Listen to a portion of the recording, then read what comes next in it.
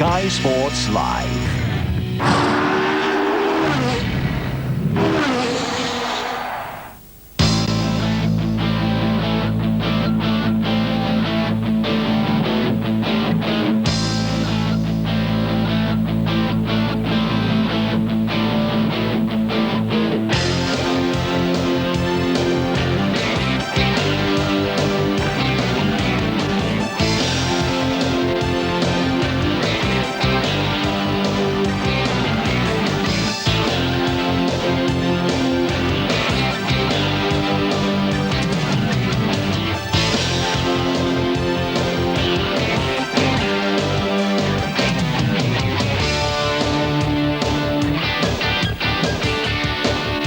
It's round 13 of this year's IndyCar series. Unlucky for some perhaps, but Dario Franchitti has little reason to worry this weekend.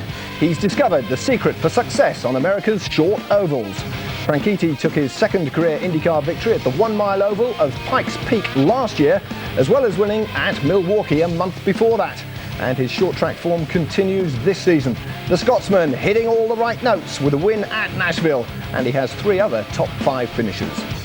Teammate Dan Wheldon is still well ahead in the race for the championship, but a win for Dario this weekend will ensure him a place in the top 3. The Andretti Green Boys will have a battle on their hands though, as they compete with the Penske's, who dominate the front row with Helio Castroneves on pole. We're at altitude in Colorado. Will the British boys fly high today? It's the Honda Indy 225 live from Pikes Peak International Raceway.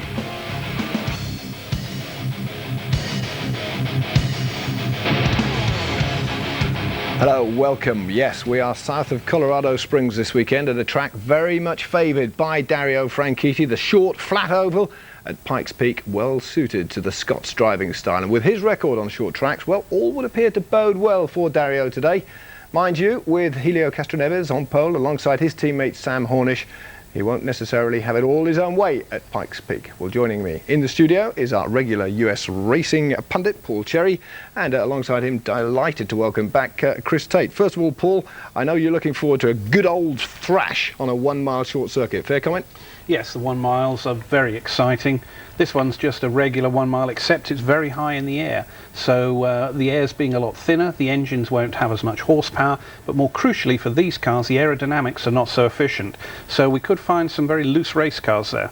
Okay, that's the cars, that's the track. Chris, what about the drivers? High hopes for Dario today, but it's a big field, so who do we keep our eyes on today? Yeah, well, it would be good to see Dario doing well, but we mustn't forget, I mean, Dan Wheldon's lead in this series is at 90 points. I mean, he's a long way in front of everybody else. Mind you, with the 2 Penske's right behind him, I mean, you look at that lineup on the grid, and it does look quite strongly red and white at the front.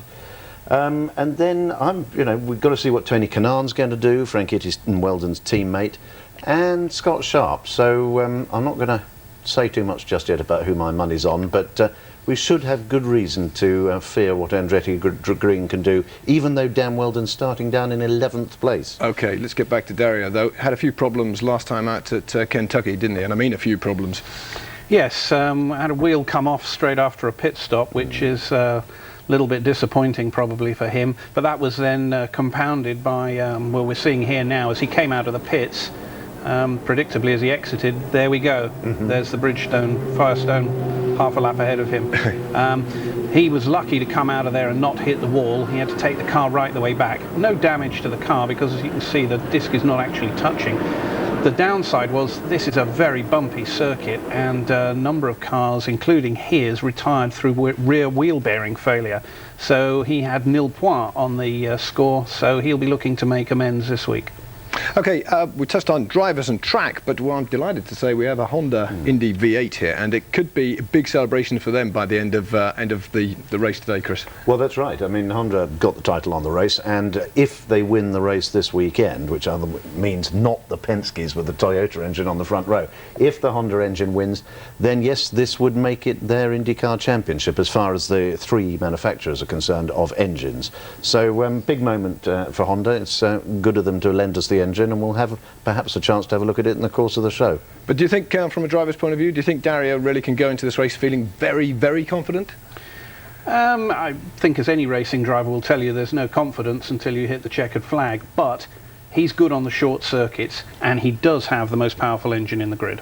Okay, right, so let's just turn our attentions now to another Brit, namely Darren Manning. Now, with the Target Chip Ganassi racing team not exactly setting the world alight right now, you might wonder if they are regretting letting Manning go a month or so ago, of course. Well, I'm delighted to say that we can cross stateside now and have a word with Darren Manning. Darren, a good afternoon to you from us all here. First of all, a month on, you still feel a bit sore about the whole thing? You think they made a mistake? No, I'm...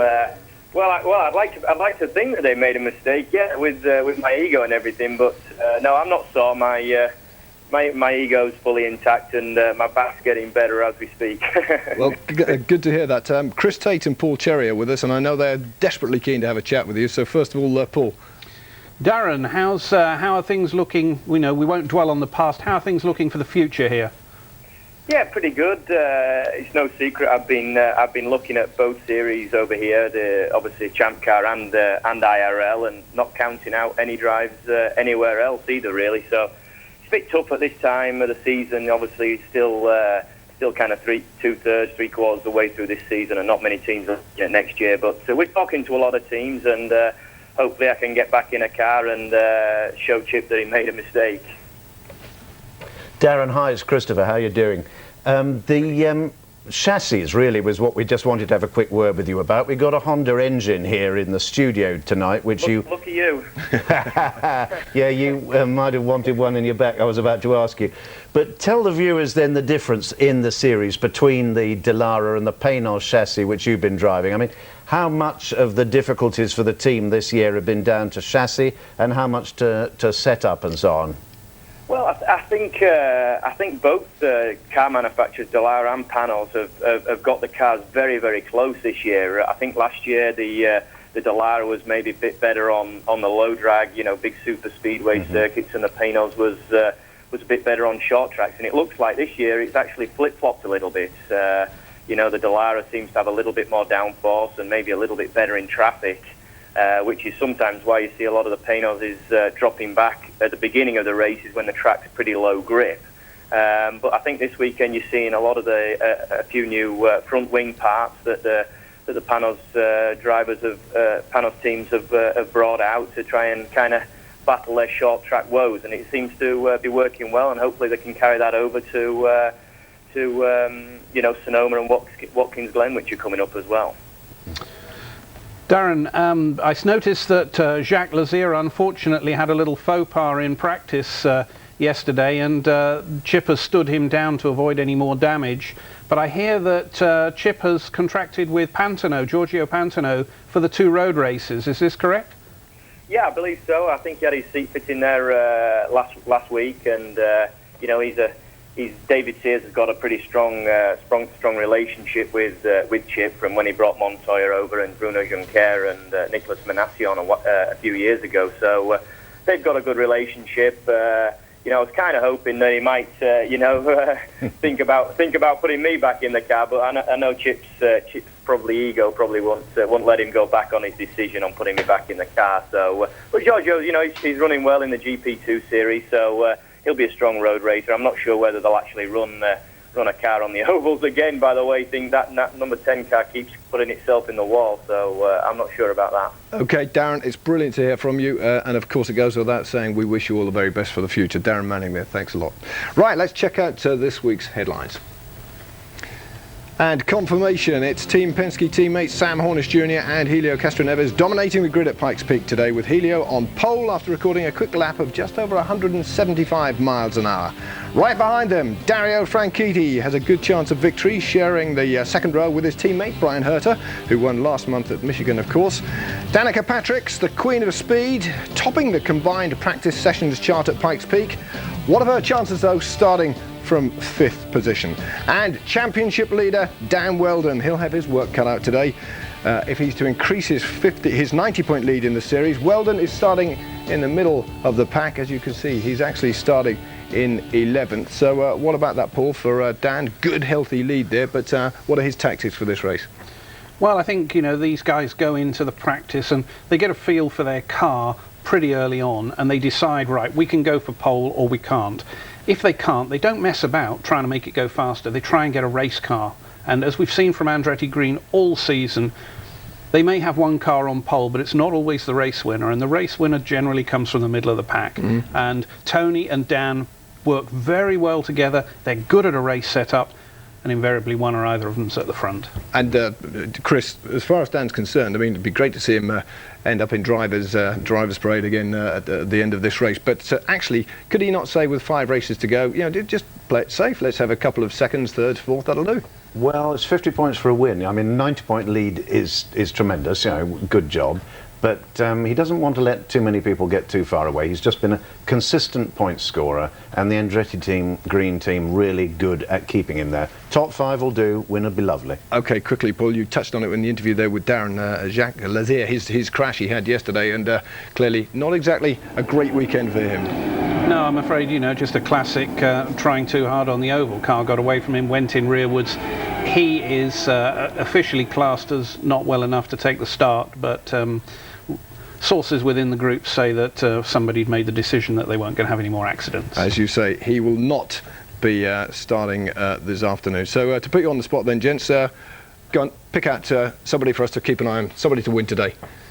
Well, interestingly enough, Thomas Scheckter and Thomas Enger were both very, very quick in all the practices, qualifying and this morning's warm-up. So I'll go with Thomas again. OK, and yourself, Chris? And I won't give you a winner, but I'll give you Victor Mera to finish in the top 3. Just like Darren Manning was saying, see the Paynons coming back as the race develops. All right, we'll settle for that. A couple to look out for, plenty more, of course. We will be back with all the action from Pikes Peak very shortly after this quick break.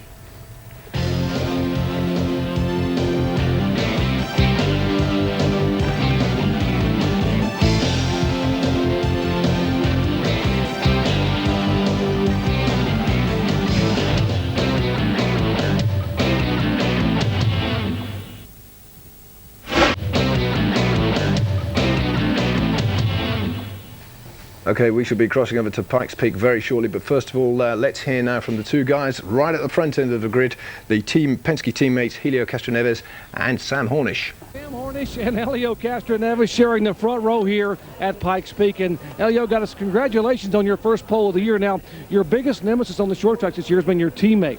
What's the key to beating Sam Hornish and the others here today? All right, I'll tell you a secret, but you can't tell him. We want just between you and I. You and I. He's not listening. He's right there. He can't hear here now. It's just to be consistent, and hopefully we'll be in a good shape. Right now, both cars seems to be handling very well. And yes, we want to see both Marvel Team Penske up front. All right, Sam Hornish, you're second on the grid today and second in the point standings, 90 behind Weldon with 6 events remaining. How aggressive a game plan do you have today? We need to make it to lap 215 and hopefully be right up there at the front and hopefully battling for the win. But, it's a lot about being consistent today, making sure that we make it to the end of this race. We got to collect as many points as we can. And, we let a couple go earlier races this year. And, we're still not out of it yet. And we're going to keep fighting real hard. And I think that, today we should be able to bring Marvel Team Penske home 1-2. OK, enough talking. Let's go racing. It's time to cross over to our US commentary team of Gary Lee and Larry Rice. Well, the engines have started. We welcome you back to Pikes Peak International. And once again, in qualifying yesterday, their short track dominance continues this season with the Toyota power. And Penske Racing enjoying the front row. The 3rd time this season that the Penske drivers have started side by side in the front row, although the first pole position for Helio Castroneves. And Sam Hornish has won the other 2 poles for that team this year, so they occupy the front row for Penske Racing. The second row is AGR, Andretti Green Racing with Brian Herta occupying the inside of row 2. And outside will be Dario Franchitti, who won this race just a year ago. Brian also has found victory lane this season, so all the AGR drivers have been in victory lane.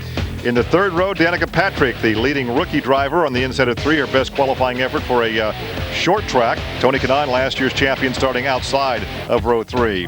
In the 4th row, it's all Panther Racing. The other rookie, Tomas Indy, on the inside. His teammate, the winner at Texas, Thomas Scheckter, on the outside of row 4. In the 5th row on the inside is Vito Mira driving for the Ray Hall Letterman team. And last week's victor, Scott Sharp, outside row 5 in his 111th start in the IRL. Dan Weldon leads the points championship, but can only qualify 11th. In qualifying yesterday, Buddy Rice outside row 6. In the 7th row, the winner here 2 years ago, Scott Dixon, alongside his rookie teammate Ryan Briscoe for target Chip Ganassi. In the 8th row on the inside, you've got Roger Yasukawa on the inside of that row, and Matsura on the outside, occupying row 8. In the 9th row, for the 4th time this year, these two drivers are starting side by side in a race. It's Patrick Carpentier and Ed Carpenter for the 4th time side by side. That's row 9. The 10th row, A.J. Foyt the 4th and Alex Barron. And rounding out the field alone in row 11 will be Jimmy Kite. Yeah, and Foyt, we thought with that Chevrolet engine was going to change his luck around. He had a great race last weekend, but did not qualify nearly as well here as they'd hoped. But, you know, he's got his acting career to think of, so maybe that'll help him out. He's in the new movie, The Dukes of Hazzard, a kind of a cameo. He demonstrates a vicious right hook. That's all we'll tell you about the preview. 225 laps, 362 kilometers. The pit window, 72 to 75 laps. Possible to go on 2 pit stops. I don't think anybody's going to do that. They're going to take advantage of the yellows. Probably see 3 and maybe 4 pit stops here today. Altitude, though, 1,610 meters. Very, very high. Very thin air here at Pikes Peak. Yes, the altitude, the weather, and the bumps. Those are going to be the 3 big factors in this race. Been racing here since 1997. Eddie Cheever, as a car owner, as the driver, won this thing in 2000. Scott Dix, we mentioned, won 2 years ago. Last year, Dario Franchitti was victorious. There's that bump. There is the bump. That's the bump that we've been talking about, that Franchitti talked about. It's a huge, huge bump. The tunnel goes through there, and they patched right before you get to that bump.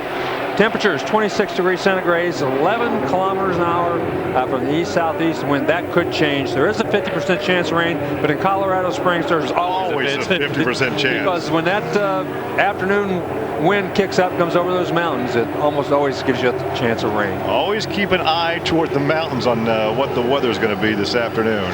All right, 1 lap to go. Johnny Rutherford, 3-time Indianapolis 500 champion, has that pace vehicle out there as the field starts to line up in rows of 2. Once again, the front row is all Penske with Castroneves and Hornish. The second row, all AGR with Herta and Dario Franchitti. Danica Patrick and Tony Kanaan occupy the 3rd row. 3rd time this season, a front row sweep, but the other 2 times it was Hornish on the pole and Castroneves outside pole. Should get the green flag this time by. Well, it'll be interesting to see. I don't think these 2 teammates are going to be too anxious to take each other out. Yeah, they're not going to take each other out. I think the captain pretty much cured them of that. So I think, yeah, it looks like Castroneves is going to get a little bit of a jump. I think Hornish is going to be happy enough to fall into 2nd place. Watch that green and white car back there, because we've seen Tony Kanaan on the starts pass 3, 4, 5 guys in 1 lap. He's not going to do it here, though. Well, Franchitti, 10-degree banking. Franchitti went way high, and he had to go a lot higher than he really wanted to go down there through that turns 1 and 2. But look at this, he has moved up. He got around Franchitti. Brian Hurd on the inside, trying to take the 2nd position from Sam Hornish. Side by side for 4th position. Yeah, well, he said he took the position. He did not take the position. He got up side by side with Franchitti. Hasn't been able to pull in front of him. There he does, going down the back straightaway. Only 10-degree banking in the turns here at Pikes Peak. The front stretch is banked 7 degrees. The back stretch only 3 degrees. Yeah, and these they're running side by side all the way around. Yeah, they just keep running. This is not a racetrack where you see a lot of side-by-side racing. You can do it here, and you can see when they go through that little bit of a bump down there, the guy on the outside has a little bit of a disadvantage. And look at Kanaan sticking his nose in there as the pass is being made by Brian Herta. Herta goes to 2nd. Hornish drops to 3rd. Here comes Kanaan in 4th, but here comes Hornish back around the high side. We have seen Hornish go 3 wide on this racetrack. I mean, it's not an easy thing to do. This racetrack with its 10-degree banking, it's not as big as much banking as a lot of the racetracks, but we have seen him take that chance to go way wide. The trouble with going out 3 wide is as the race goes on, the rubber comes off the tires. Ooh, he got very high there too. The rubber comes off the tires and puts marbles on that 3rd groove up. But this bump over the tunnel right there, it's very difficult to go side by side. If one car hits that bump just right and gets out of shape, could cause a big crash. Yeah, and these guys, remember, the downforce on the cars, because of the altitude, you're so high up, the aerodynamics aren't as big a factor. They don't push down on the cars as much as you do at sea level. So what they do is they change the caster and the camber and the ride heights and all sorts of things to try to get mechanical grip, to try to get better grip with just the mechanical parts of the race car. So once again, up in front,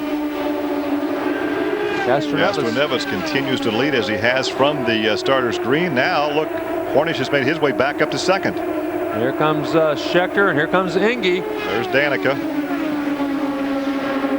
Danica continues on her learning curve. I think too much pressure is being placed on Danica this year to win. If you go back and take a look at what Dan Weldon did a couple of years ago in his rookie season, and compare what he did then to what she's done this season, and then wait for a couple more years when she comes back to these tracks for the third time. Well, it makes a huge difference when you get to go run a racetrack over and over and over again.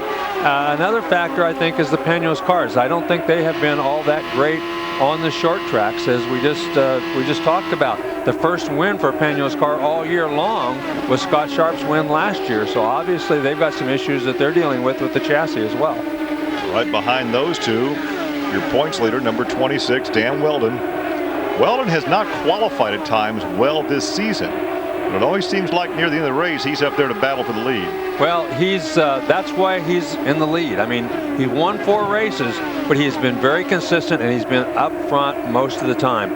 He even in the races where he qualified very, very poorly, they figured out a way to get him near the front at the end of the race.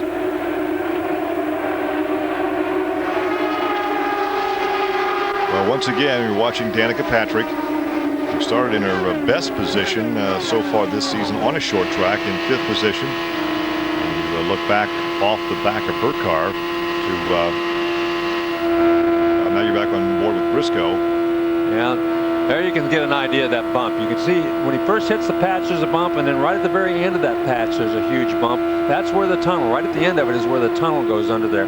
Remember, this is Colorado have a very high variety of temperature changes over the wintertime. That's what makes this racetrack a little bit rougher than some of the others. And of course, the ground settles. We've seen that at Kentucky when they had to repave Kentucky a couple times where the ground settled. Yeah, they have, and it happens a lot. Anytime the temperatures changes that much, you can see him shifting gears as he goes through the corners. It looks like he's got quite a bit of a push condition coming off of the corner as he heads up towards the wall coming off. Now back up in front, Helio Castroneves, who was victorious at Richmond, leading his teammate with 12 of 225 laps now complete. So look at that 3rd, 4th, and 5th. No surprise to anyone. It's AGR. So you've got Penske up in front 1, 2, then Andretti Green drivers running 3, 4, and 5. And right now, Sam Hornish and Helio Castroneves, they're just kind of riding along here. They know they've got good cars. They know they've got good handling race cars. They're doing things pretty much what they want to do. They're not going to race each other at this point in the race. There's no reason for Castroneves to go up there and push any harder than he is. Let's look at Tomas Ingy in the Rockstar number 2, number 26 of Weldon.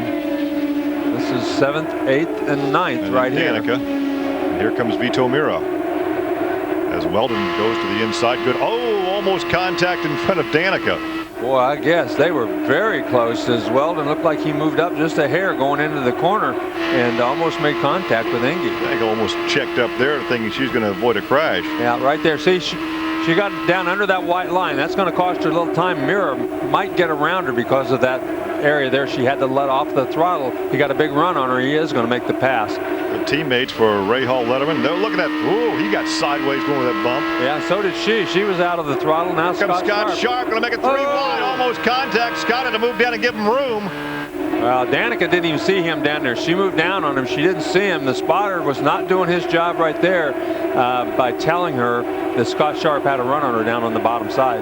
Well, she got back around Mira, and there is Rice right behind Sharp as you're right along with Sharp, who won the race last weekend. Boy, that was a close call. Castroneves continues to lead this thing as you ride with Scott Sharp. Scott Sharp in behind Vito Mira In front of Vitor is the number 16 of Danica Patrick. And those three just a couple laps ago were 3 wide. We almost had a 3-car crash. Here we already have lap traffic as A.J. Foyt IV getting ready to be lapped by the 2 Penske cars. Well, there was great promise after that great ride he had last week. Oh, he's going to push him up high on the racetrack. Yeah, he went over that bump and went up the racetrack a little Almost bit. Contact there. Right front to left rear. Yeah, and I think he finally just got out of the throttle and stayed on the bottom until those guys were past him and out of the way. He didn't want to get in any trouble. And here comes Herta down to the bottom side of him. Here comes Kanaan.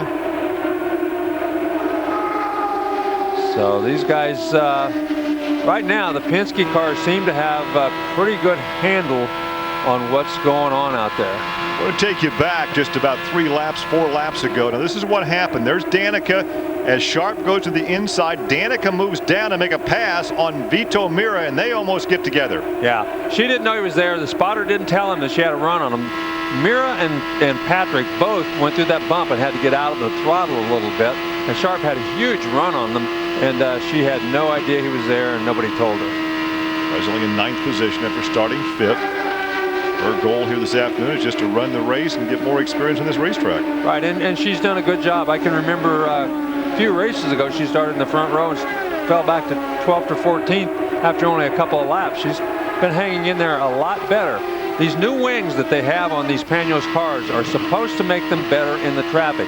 Danica always was complaining about at the start of the race and all that heavy traffic, the car didn't feel stable. It didn't feel good. She only drove it as fast as it felt good.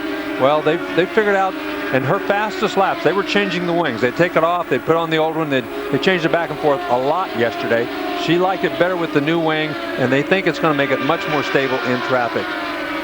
So this is her best qualifying effort on a short track. And of course, that, as you say, that car chassis that she's running has not been that stout this season. No, they've been especially bad. If you look at Toyota and you look at Fernandez and you look at Rahal, none of them have been real strong on the short tracks. You get on a bigger track, yeah, they've been okay. At Indianapolis especially, they were terrific. But on the shorter tracks, they've had a lot of trouble with those Panos. And last year when Sharp won, it was a huge victory for those guys because they've been working very hard. They just don't seem to be as consistent. They can be as fast for a short time, but they can't be as fast for the duration of the race as the G-forces have been. Well, Weldon just got around Schechter for 6th position. Polaris, not G-forces, excuse me. Patrick is back in 9th and Sharp is 10th. There's that bump right there. In fact, it almost moves the car about 6 or 8 inches every time they go over it. It moves it a little bit, and you know, of course, the better you have the car set up for the bumps, the less it moves you around. But still, it does affect you, and the drivers are aware of it. They know they've got to go through it 225 times, and they've been practicing with it all week. So, but you also heard Franchitti say it's worse this year than it was last year. Oh yeah, it is. And you know, they try, they work on it, they go out, they repave it, they smooth it down, but it's still a problem. It's going to be there, something they have to live with, though. There is Schechter, who won at Texas this season, and there is Indy, his teammate. He lost a couple of races because of a back injury. Yeah, and he's had a pretty good season other than that crash. I mean, he's been very strong at certain parts of the season, but he just has not been able to pull off that 1, 2, or 3 finish that he really needs in order to, you know, bring him a little satisfaction. You watched Dan Weldon, who won 4 of the first 5 races. He looked like he was just going to run away and hide from everybody, but it hasn't been all that easy the second half of the season. Well, he's not, you know, he's just not been able to pull off the win. He's run really well, and he's had some good finishes, which is the reason he's been consistent. He's been very consistent, but he has not won. In every race, it's just like this. After the race gets going, after 20, 30 laps, he seems to be very, very strong. It's the beginning of the race, he kind of lays back and doesn't do much. And then all of a sudden, near the halfway mark, feels like he just kind of gets going, and he's always around at the end. Well, Hornish right now, if the race ended right now, he would have chopped off some 22 points from that points lead coming in. Well, But he's very aware, and so is a long way to go too. And Dan Weldon's very aware. Dan Weldon is not going to do anything that might take him out of this points race. Well, only 31 of 225 laps now complete, and Sam Hornish is your leader.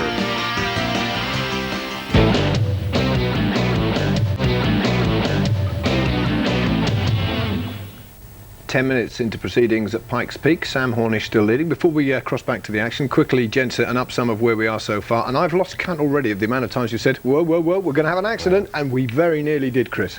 1 mile ovals are always very tight, and that incident with Danica there, nearly moving right down across the track. Look at this here. She is about to make the move on her teammate, and she just doesn't see. Now, it's easy for us to say she doesn't see. The job of the spotter, the man in the grandstand, on top of the grandstand, is to say to her, look, there's a man low, there's a man high, whatever it might be. And clearly either she didn't hear the message or he didn't do it. Now, that's unusual for the Rahal Letterman team. That's a very professional outfit. But that could have been a very nasty moment. Early on in the race, everyone's still quite bunched up. You know, 3 cars get together. Could have been a big problem. Luckily, no problem. You don't want that at 175 miles an hour, that's a fact. What about Dan Weldon? Interesting point there, Paul. Suggests that it takes him 20 or 30 laps to get going, and he was just sort of sailing around on his own the last we saw, wasn't he? Yeah, so I mean, it takes a while to get into a rhythm. Clearly, he hadn't got the fastest car out there, which was determined by his grid position. But interestingly enough, he was in quite a big gap there. The sort of leaders were all in one huddle, and there was a huddle behind, and he was just driving around minding his own business. That's good because the car's working well in undisturbed air, but I don't think he's got the car to win the race. He's just looking to finish well. And so far, Chris, Sam Hornish out in front, and again, the point was made in commentary, he's only 90 points behind Dan Weldon, so we won't see him get too much of an advantage out of this race. Well, he may well, as long as he doesn't fall foul of some of the traffic problems we've just seen, because it wasn't just the Danica incident we had, we also had AJ Foyt the fourth, the tail ender, nearly tripping up both the Marlboro Penske's there, and that really would have set the cat among the pigeons. So Hornish has got to be careful in traffic. He is leading, they are lapping now. It's a 20-second lap, that's all around Pikes Peak. So, you know, it comes upon you very quickly. He's got to keep focused if he's going to stay out there. Will he hang on there? He will close some points over this race over Weldon. Okay, we shall see. Paul, you picked out Thomas Scheckter before the race. I can tell you he's just been involved in some little bit of an incident. I think he's making a bit of a charge through the field by all accounts. Yes, he is, and we're about to see him. He's your man today, Paul. He's my man most days. He's an extraordinary race driver like Sam Hornish. Okay. And now, how did he manage that? How's he doing that? Seems to be just like the M3 on the way up here this afternoon. There you go. Okay, enough of the M3. Let's cross back to the States now and catch up with live action at Pikes Peak. Mira kind of got hung up back there too, and he lost a lot of ground to these guys when he got hung up behind those lap cars. Well, AJ Foyt has pulled the number 14 ABC car off the racetrack and has called it a day. Not sure what the problem may be with that car. We were hoping for good things this weekend because of the great showing a week ago. Yeah, I think he had great expectations too, but whatever it was, obviously, probably handling trouble because he got lapped very, very early and was not running quick on the racetrack at all. And you see the gap. Well, that's not even second position. There's the division number 20 of Ed Carpenter. That's the division racing entry. Yeah. He now has a lap off the pace. Yeah, he's had a very uneventful year. And there's Matsura. Back there. He's also a lap behind the leader. And there's Yasukawa.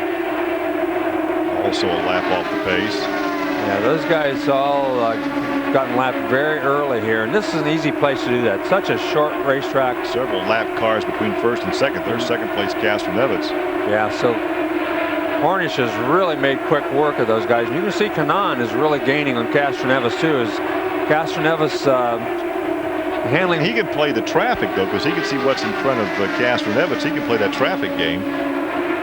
Well, yeah, it's always better to follow somebody in that situation than it is to be in front. Here comes Franchitti. He's back in fourth position, and he's running some very quick laps right now too. And Franchitti, as we've talked before, has been probably the biggest surprise on being so aggressive on the short tracks. There's Alex Barron. Look at that. He's now a lap off the pace. We've not called his name that much. They've struggled a bit with that Cheever Red Bull racing operation. And there's Dan Weldon, who is now in 5th position. Yeah, he's steadily moved up. He was really up to 5th very early and then fell back a few positions and now has gained his way back up to 5th. He had a little trouble right there in the middle part of the race. And look at Thomas Indy having a great run. Indy, the rock star, number 2, part of the Panther Racing team. Squeezes on by Barron. And he's very happy to be back in this race car. Very happy to be running again after that injury and laying out a couple of races and doing a great job here. There's Danica. Started 5th, running 7th right now. And she's, I think she's going to be pretty happy with this run so far. Just make it to the first pit stop, make the adjustments that they need, and go from there. Thomas Schechter had a good battle for several laps with his teammate. He's back in 8th position right now, which is exactly where he started. Yeah, he had a very strong race car the first part of the race, and then the handling went away. He's had a little trouble getting through the corners, and he's going to be looking forward to that first pit stop too, so he can make some changes. Vito Mira also running where he started in 9th position, now 15.4 seconds behind the leader, and that's just about where he's been the entire race. There's Brian Herta, who started 3rd, and he can't be real happy with how that car is handling. No, he certainly cannot. He's gone backwards here, especially when he got in traffic. He went backwards pretty quickly. Well, look at this. We have a battle for 2nd position as Castroneves has been passed by Tony Kanaan for 2nd.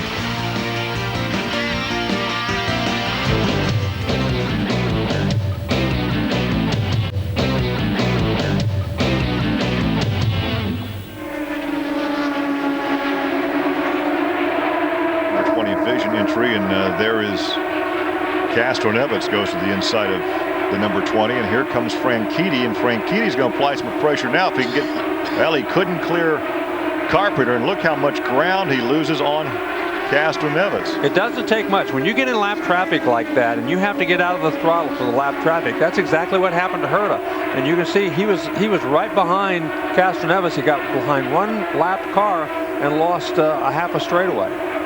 Yeah, and because he lost that ground, here comes Weldon. Weldon did not have the problem getting around Carpenter that Franchitti did. No, and Sam Hornish just doesn't seem to have trouble getting through traffic at all, and that's the reason he has such a huge lead, quite honestly.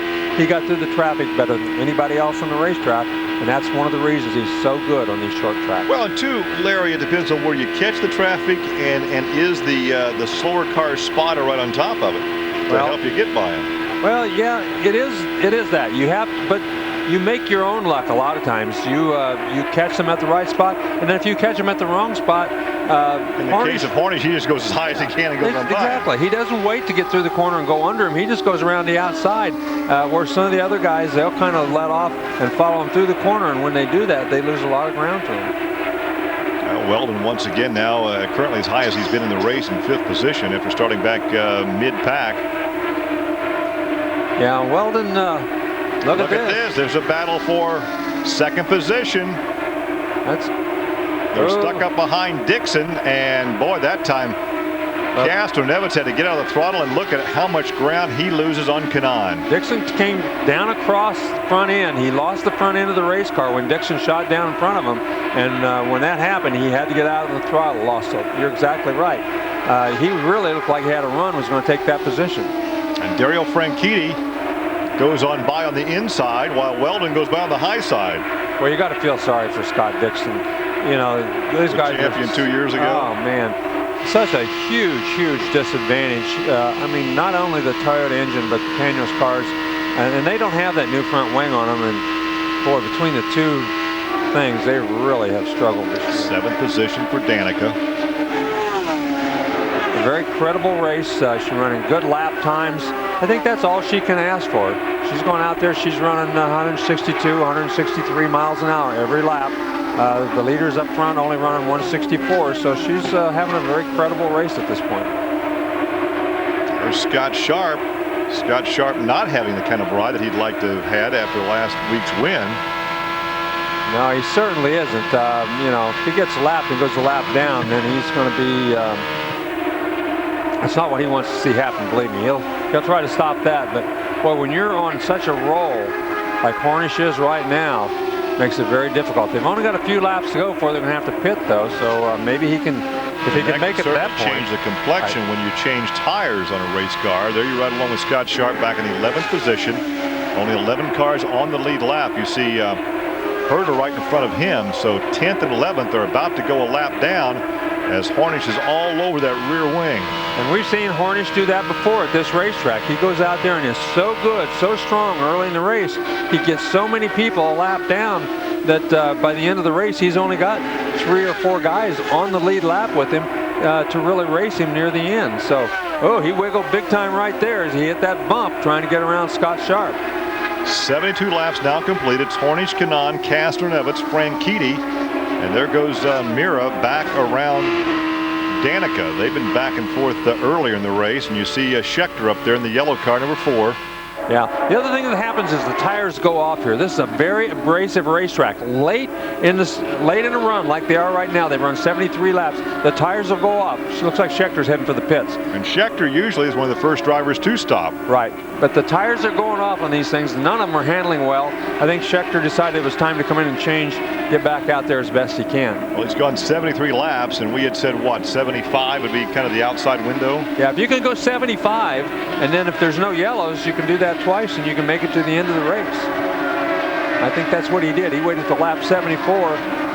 That was about as far as he wanted to go. You can see the tires are out for some of the other guys, as everybody's going to be pitting shortly. Now here comes Hornish. Here comes your leader. So we'll have a new leader under. Well, remember that under the pit stops. The pit stops are extremely important. The driver has to do his job as well as the pit crew members.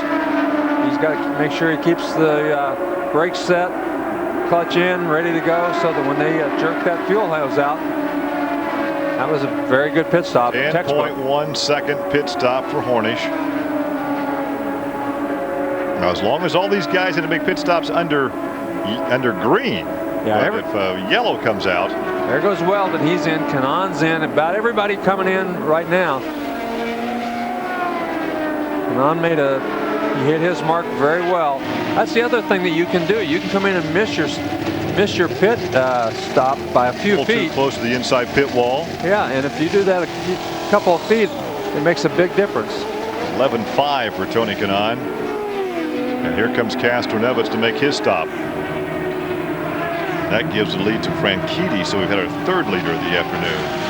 That was a very nice job he did getting in there. There were tires out before he got to his pit. It was hard for him to get in there and get straight, but he did get in and get straight, which is what he had to do in order to get a good pit stop. So Dario Franchitti into these pit stops under green is now your leader. Well, he cannot go many more laps. He's run about the limit. We've talked about Weldon getting about the best gas mileage of anybody in that pit. Here comes Herta. He's the other guy who had not stopped to this point. Oh. Briscoe, first yellow. Well. What about those pit stops under yellow or green? Well, we'll see now because, of course, Franchitti should have a lap on everybody right now. So we'll see how all this shakes out. Herta was in the pits when the yellow came out, so he should get some sort of an advantage on these guys. Okay, count that number 14, the number of wrecks that this team's had this season. Boy, Chip Ganaski's got to be beside himself. He and his Target sponsorship guys got to be scratching their heads saying, geez, how can we have any worse luck than we've had this year? Now you're on board. Let's see what happens, Larry. He just lost. He got the back end out. Once he got up in the marbles, right there, he can't steer the thing. He once he gets real high and up in those marbles, that thing is not going to turn. Just lost the front end. He did a good job of steering into it and keeping it from spinning early. But once he just didn't get it turned down before he got into the marbles. Once he got into the marbles, it sucked him right into the wall. At this point, Ganassi is thinking, why didn't I take up horse racing? Exactly. You break a leg, you just shoot him. Just shoot him. You don't repair him.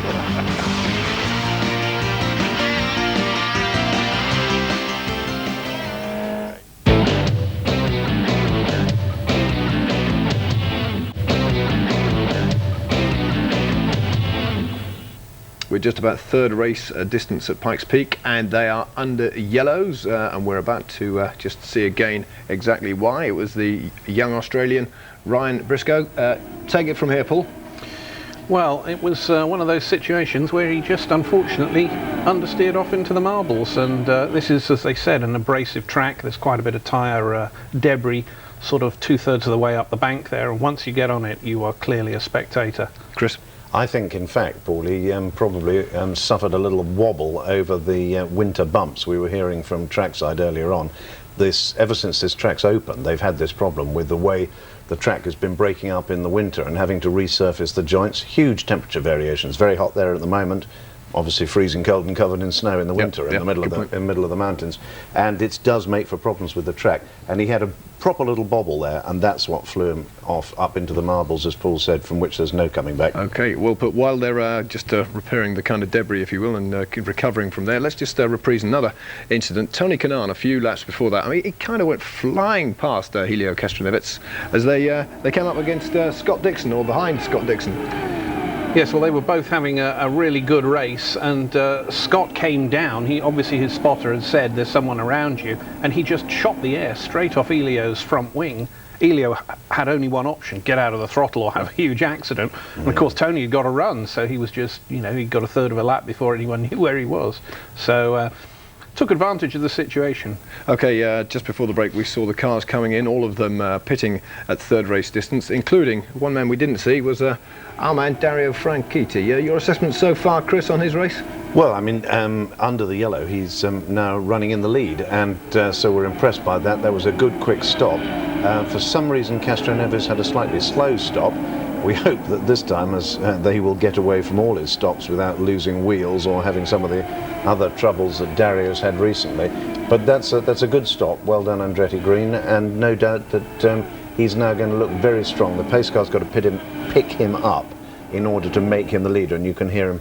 You could see him there being told what to do on the radio as he tried to shuffle around, because the pace car's got to pick up the leader in order to run this yellow caution, which we're still under. And Paul, Dan the man, Weldon, up from 11th to 5th before all the pit stops, so he'll be pretty happy with progress so far. Yes, I mean, he's going to obviously want to get himself as far forward as he can, but as I said earlier, I think, I may have to eat my words, it won't be the first time, but I think he's not, in his mind, he knows he hasn't got a car that is top 3, unless he gets a circumstance that allows him to be so. So he's just going to protect his position and go for as many points as he can. Okay, we've heard what these gentlemen had to say about how that crash happened and why it happened. Let's get the definitive now from the team boss, Chip Ganassi. Chip, I hate to see it happen, especially right here in front of you. Ryan said over the radio he thought he felt something break. What did you see? We're going to re-show this video right here. No, he just said he got up in the marbles there and, and lost traction up there, obviously. And it's been a trying season for us, and it's hard to tell our drivers to not try to get the most out of the car. And when they're getting a lap down, they want to push a little harder and try a little harder. And Ryan has a lot of spirit, and I don't want to take that spirit out of him. Usually that slows him down, but obviously he needs to learn a little bit. He was really fighting it there. They just showed it. He was working on it, and it just gave way. Jacques Lazier in the number 10 car yesterday, very fast. But what happened there? Yeah, sort of the same place, the same thing. What's happening now? These tires are putting off a lot of marbles, and if you get offline just a little bit, it's these marbles, you lose traction in the corners, and like I said, we're pushing our guys pretty hard to get to stay close to the front. Well, guys, those marbles. And guess what? Yep, they're both claiming they got it right. Well, we mentioned the marbles, mentioned the kind of tyre wear, but yeah, you kind of called it just about right, granted, yeah? Yes, I mean, it was a combination. I think Chris is quite right. Having seen a longer piece of footage from the in-car, that Ryan was fighting what was a very difficult car, and definitely the bumps would have compounded his problems.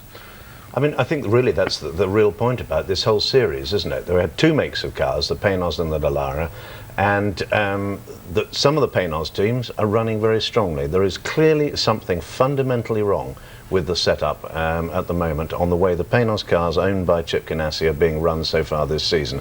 Hate to say it, because he's been Paynos' best customer for a long time, and he's a good guy, we know a lot of the people there and so on, but something is wrong. And Darren Manning, when we phoned him earlier on the show, was able to say that the chassis are pretty much par for par. There's something funny going on, and that car, as Paul and I just said, looking at that off camera, can't tell you exactly what we said, but that car threw him into the wall. It's one lap before we're back to green flag racing. Apparently, I have to report that Danica's right side mirror apparently has been destroyed. No gags from you guys on that one just yet. Let's get back to our commentary team in the States.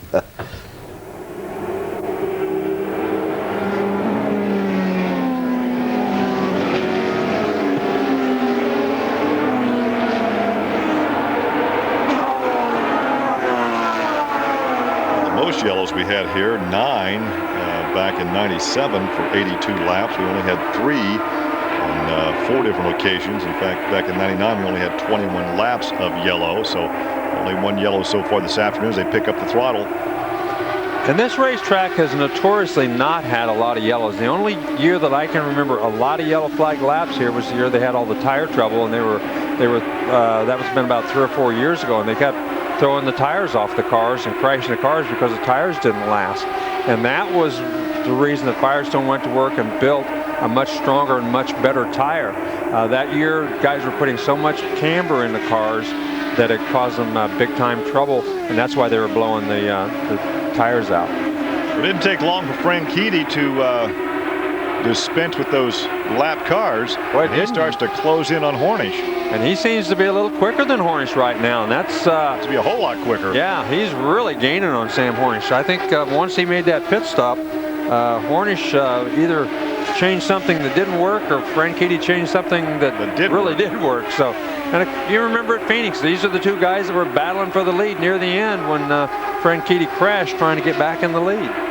Well, Franchitti runs just about a car length off the rear, maybe 2 now off the rear of Hornish on lap as they complete lap 93. Yeah, and he caught him very quickly. He then just as quickly he's fallen back. I think he's look at this, Schechter trying to go on the outside. There's just a big gaggle of cars up there, 3 wide. That's Jimmy Kite in the ethanol number 91. In fact, they'll be using ethanol next year. Oh, some contact right there between Kite and Schechter. Wow. But Schechter was out there. Kite, I'm not sure what happened, but he just did a little wiggle, went out, and looked like he touched him a little bit. Neither one of them had any Schechter in 7th, Herta in 8th, Indy is 9th, and Patrick is now 10th, is back up in front. An inside move by Franchitti, couldn't get the momentum. No, he's have it now though. Well, he's got a very, very quick car. Turn 1 is an odd corner to get into because you want to get in on the wide side, but it's because the way the racetrack is built, it's a big curved front straightaway, and when you go in high, you give that bottom to the guy behind you, and Franchitti took advantage of that. So Franchitti right now running laps quite a bit faster than anybody else on the racetrack. That last time around, he was 4 miles an hour faster than anybody else out there. So Franchitti obviously has turned up the wick. Keep in mind that Andretti Green now winning 7 of 12 races so far this season. All 4 of their drivers have found victory lane. In fact, Weldon at the top of your screen there in the red and white car, the eastbound victory lane 4 times. And here goes Weldon. He's trying to get under his teammate Kanaan. And does so. And lap traffic again a factor. That's the 24 car of Yasukawa. And Kanaan got stuck behind him. He was on the high side. Kanaan was on the high side, had no choice but to get out of the throttle and let Weldon go because he could not get around Yasukawa, or didn't want to go 3 wide to do it. So we've had 3 different leaders here this afternoon. Elio Castroneves, his teammate Sam Hornish, and Dario Franchitti. Right now, the countdown there for Andretti Green. Have 4 drivers in the top 8 right now. And Dan Weldon and Tony Kanaan both putting a lot of pressure on Castroneves at this point. Castroneves having a good run, but Weldon seems to be a little bit quicker right at this point. Weldon looking to the high side. Oh boy. Oh, if he got out in the marbles there, he's going right to the fence. Well, and that's exactly what he does want to do. Look at Kanaan. Well, both of those guys wide in the corner. Those guys were racing each other so hard that they both had to get out of the throttle, and Kanaan had a big run on him and just went down underneath him. But look at Castroneves. He's not giving up. He doesn't get out of the throttle. He just keeps on going and going and going. And Kanaan Look how close Weldon is to the wall. Look at this. Very high on the racetrack. Very high on the racetrack. Look at this. And at that time, Castroneves did lift. That was a game of chicken. And he lifted. And he lifted. Boy, that was a big-time game of chicken because he was going to get squeezed. There were guys on both sides of him. He had no choice. Wow. He said, we still got a long way to go here, boys. You go right ahead. I got to tell you, for Dan Weldon, that's a pretty big risk. At this, you know, he doesn't have to do that sort of thing this early in the race. If that had ended the other way, we've only got 2 guys out of the race right now. If he'd gone in there and Castroneves didn't back out of it, he could have been in the fence. Yeah, if Castroneves doesn't lift and he ends up in the fence. Watch this, because he's on the high side. Well, Castroneves sees them. They're on both sides of him. As they head through there, you can see. Oh, there was contact. There was contact. There was contact. He came down, and Castroneves was trying to get out from in between. But just imagine if that contact had been a little harder. Any more than that, it turned that car sideways to the wall. Exactly. I guess it befuddles me why Weldon would do something like that only halfway through this race. Yeah, because he's racing not for a win here. He's racing for a championship. And he has more to lose than anybody on the racetrack by doing something like that.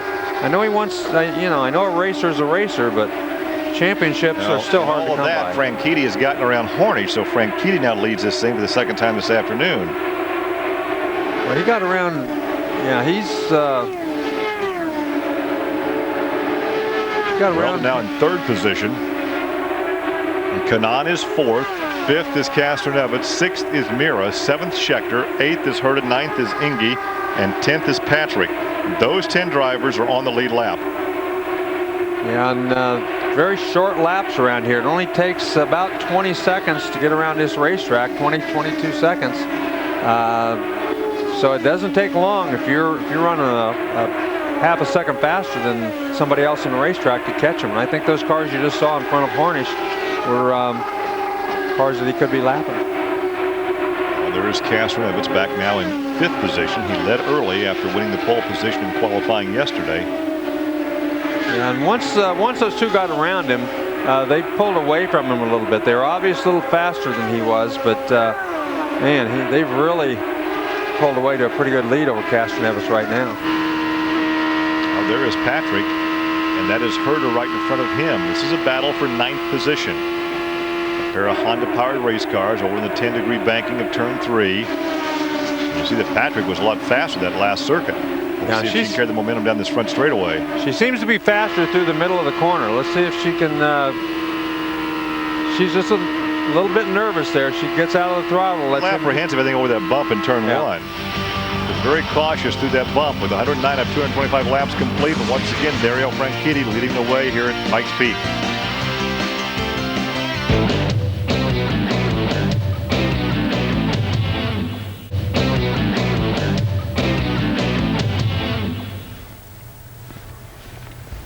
We are approaching the halfway stage in the Honda Indy 225 at Pikes Peak. And talking of Honda, Paul, it is looking very good for them right now, and Dario Franchitti out in front.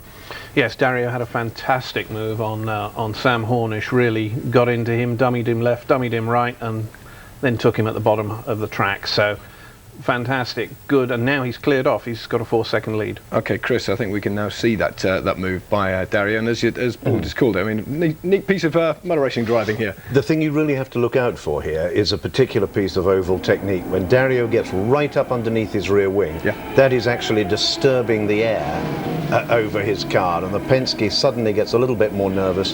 Dario is able to nip underneath with superior grip as a result of him having almost unsettled the leading car. Not something you ever see happening in Formula One, very much a feature of oval racing, and obviously very popular in NASCAR as well, when you're trying to move a brick through the wind. But with these little needle point noses, it's worked very well. And now he does seem able to pull away using that Honda power, and may yet be that we see a Honda engine winning the Honda 225. And of course, as we said at the start of the program, Paul, if it goes well for Honda today, they will be the engine manufacturers, the champions of 2005. How much does that mean to them? Oh, very much so. I mean, Honda are in competition to be competitive. You know, there are companies who do it for marketing. Honda, you know, they wouldn't say it out loud, but they do it to get the engineers to force them forward. They have a very good rotational basis where they bring engineers from their road car division straight through the racing department, so these people proliferate through the whole company. It's very, very positive for them. But also, beating Toyota is crucial. Okay, another great piece of action, and again delighted to say it involved a Brit, Dan Weldon. 3 abreast they were, and well, Paul, you take us through this to start with. Well, this was, we had to sharp intake of breath here in the studio as you see Dan going outside. When he clipped then, he absolutely physically touched Elio's front offside wheel. But they got away with it. But even the American commentator said, hey, you know, this guy doesn't have to do this at this point in the race and this point in the championship. But as I said at the top of the show, you know, the guy's a racer. He's going to want to get as far forward as he can. He took his chance. Okay, well, by my calculations, we are just over halfway through the action at Pikes Peak. Let's rejoin our commentary team in America. Thank you.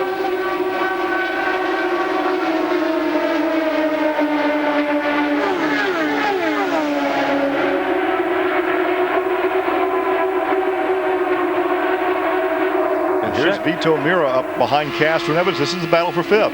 And Schechter's one of the guys who really runs good here normally and is running good here today, but he's running in 7th position. But it's just that Franchitti is so quick, and Weldon has gotten around Hornish. Down on Hornish, and he closes in to within 3 seconds now of Franchitti. So Weldon up to 2nd, Hornish drops to 3rd, Kanaan is still 4th. Castroneves, there's the battle right there. That is 5th and 6th on the racetrack. There's Vito Mira, a guy that we really thought we might see in victory lane before this year was out. Well, he's had some good runs, but you can see Kentucky, he had a great run. He had a very good chance of winning that race, but in the end, he just couldn't pull it off. But again, I think the Panos chassis on the short tracks has been a big problem for Mira. The bigger racetracks, he's been extremely strong. As long as it's 1.5 miles or longer, Vito Mira has been very, very strong this year. There's a look at Weldon, who now is in 2nd position with a lot of lap cars between his position and that of the leader, Dario Franchitti. He's only 2.2 seconds back, but he's got some lap cars between those two. Yeah, and he's been actually gaining on him quite a bit. You can see there's at least 4 cars between he and Franchitti right now, which really helps Franchitti, and that's one of the reasons Franchitti has lost so much of his lead. Trying to work his way through all that lap traffic does take you a little time, especially when they're racing each other like these guys are. Well, Weldon made a nice pass there in the corner. So once again, now only the top 7 drivers are on the lead circuit. They are Franchitti, Weldon, Hornish, Kanaan, Castroneves, Mira, and Schechter. And you look back at Kanaan, or no, that's Weldon, looking back at Weldon from Patrick's car. And Weldon wiggled a little bit that time coming off of 2. Wouldn't like to feel that very often, I wouldn't think. Still has all those lap cars in front of him. But he has closed down even more now to under 2 seconds. Well, that's... of course, that could all change here with these 4 cars in front of him, depending on where he catches them. He's not... yeah, it's going to take him a little while to get around these guys. As you can see, Indy now coming up, and he's now trying to lap Dixon. So Dixon's 3 laps off the pace. Lots of lap cars in here. Weldon takes advantage of that. He gets 2 cars all at once, as both Indy and Danica Patrick kind of got out of the throttle when they came up on Dixon. Well, Dixon, the champion 2 years ago, now 3 laps off the pace. Mired back there in 16th position. Here's a replay of that pass as he just splits the difference. Well, he certainly did. Dixon just got out of the throttle and got the heck out of the way, which was very nice of him. But Danica's mom. Danica's mom is saying, I don't like the looks of that. Yeah. Well, she did the right thing, though. She got down and got she made the pass. So she did. Well, you know, Larry, you've driven.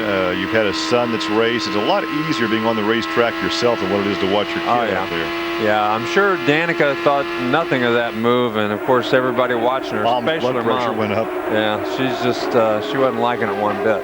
This is the battle for 5th now, as Mira all over the rear of Castroneves, and they're battling some 12 seconds behind the leader. Yeah, and right now Castroneves has kind of lost the handle on what's going on out there, and I think he and Hornish, probably more than anybody on the racetrack, would love to see a yellow flag so they can get into the pits. Well, right now, Franchitti's lead has grown to 2.6 seconds over Weldon.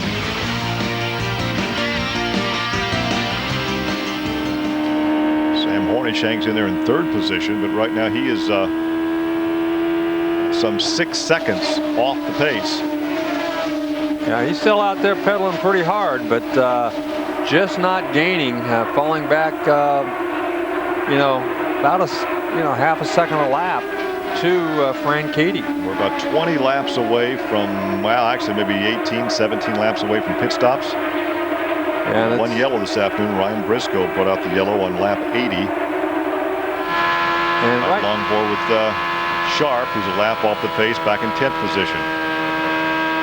You can hear him get way out of the throttle through those bumps, and just now able to pick it up, and picks it up very late. Patrick Carpentier, we've not talked too much about him today. He's a lap off the pace, back in 13th position, driving for the Red Bull Team Cheever organization. Yeah, and Team Cheever is another team that's had their share of problems this year. Seems like every once in a while Barron will have a really, really good run, but for the most part, they have struggled, and not sure whether it's handling or the Toyota engines or what it is, but either way. Well, Carpentier had a good ride at Richmond, where he finished in 3rd position, his best finish of the year. Which again is a racetrack that you don't need a lot of horsepower. It's all about handling. So you got to think that the guys with those Toyotas are at quite a disadvantage. Of course, look at the rest of the season. We've got 2 road courses, Infineon Raceway out in California, Watkins Glen in New York, and Chicagoland in California. So if they're going to do well in a short track, they better do well here this afternoon. That's right. Right along with Scheckter, who's back there in 7th position.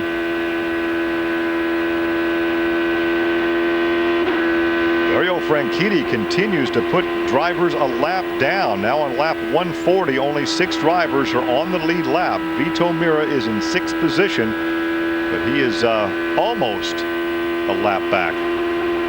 Yeah, he and Castroneves both are getting pretty close to being lapped. It looks like he's got about a straightaway to catch these guys, and once he catches them, he'd love to put them a lap down. Pit stops, Larry, are coming up. We gained a few laps because of that yellow, the Briscoe crash, but we're still probably within 10 laps of the 2nd round of pit stops. Yeah, and Franchitti probably will wait till as long as he can when he's handling that well. If you're going to see, I think maybe some of the other guys, Castroneves and Hornish, you'll see them come in as soon as they know they can make it to the end. If they come in on lap 150, they can make it to the end. So I think you'll see them pit right at lap 150. Going by Matsuura. And that'll put him 2 laps now off the pace, riding along with Scheckter, once again back in 7th, but Schecter's a lap off the pace. And there is Dixon, and Dixon is 3 laps off the pace, back in 16th. There is Sharp. Sharp is now 10th. And he is a lap off the pace. And here is the guy that just is cruising right now. It's a Sunday afternoon drive for Franchitti. Yeah, he is just really, really on the mark. That thing's perfect. Sarah Fisher, for like 3 straight years, was the most popular driver in the Indy Racing League. She is out here to run that NASCAR West race this afternoon. Want to hear from her now. Well, we thought that Jamie Little had caught up with Sarah down in the pit area. She'll be racing stock cars later this afternoon, devoting her interest now to stock car racing in the Winston West division. As we watch Franchitti on lap 146 with heavy traffic out in front of him, but he's enjoying a 2.6 second lead now over Weldon and over 8 seconds over Hornish. And the tires are going away on these cars. You can see right now he's not nearly as brave as he was. Let's go down to Sarah Fisher. Well, before there was Danica Patrick, there was Sarah Fisher. She was multiple-year fan favorite in the Indy Racing League, and she was also the first woman to get a pole in the Indy Racing League. This is the first year we haven't seen you out here. Sarah, what have you been up to? Actually, Richard Childress and Bill McAnally Racing had me racing in the NASCAR West Series, trying to learn how to drive heavy race cars. Well, I have to ask you, of course, you've heard the buzz about Danica. How have you been affected? I mean, we've been having a great time. I think Danica's done a wonderful job this year, and we're cheering her on from afar. Well, I know that there's a lot more people coming up. So many people are interested in women in racing now. How does that affect the sponsors with you? Well, I mean, we have a lot of partners with Domino's and Office Depot and Napa. I mean, it's endless when you get to stock cars. We've had a great time, and we've had a lot of support and a lot of interest. So what do you think of Danica? I have to ask your opinion. It really matters. You think she's good? With Danica? Yeah, I mean, she's doing a great job. She's putting on a good show, and she's under a lot of pressure. I know how that is. How bad do you want to get out there and race against her and all these guys? You know what? I really miss Stryer and Reinbold Racing. They're doing as best they can this year, and they're under a lot of pressure too. So I'm here to support them and see how they do. Well, it's good to see Sarah Fisher. She qualified 7th for her race today in Winston West. Well, you're watching Franchitti, but look at this. Closing in is Weldon. Weldon had been back about 2.6 seconds back, but now he's a half second off the pace.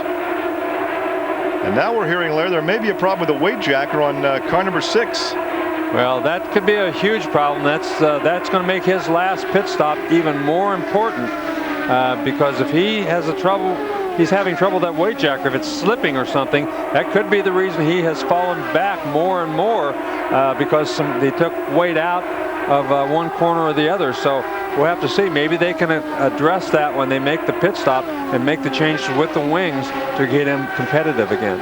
In traffic, it looked like Weldon had a shot. Well, he had a shot, but I think in the end he decided that running second was better than taking that chance. And quite honestly, from at this point of the race, he doesn't really need to make take that chance to lead this race. Well, and two, they're ready to make their second round of pit stops, so he does need to take that chance. And there he did. He went on around anyway. So he's having a great year, and he's having a good run here today. This is probably the best we've seen him run on a short track. Well, our 4th different leader this afternoon. We've had 2 drivers from Penske Racing lead this race in Elio Castroneves and Sam Hornish, and 2 drivers from Andretti Green, Franchitti, and Weldon.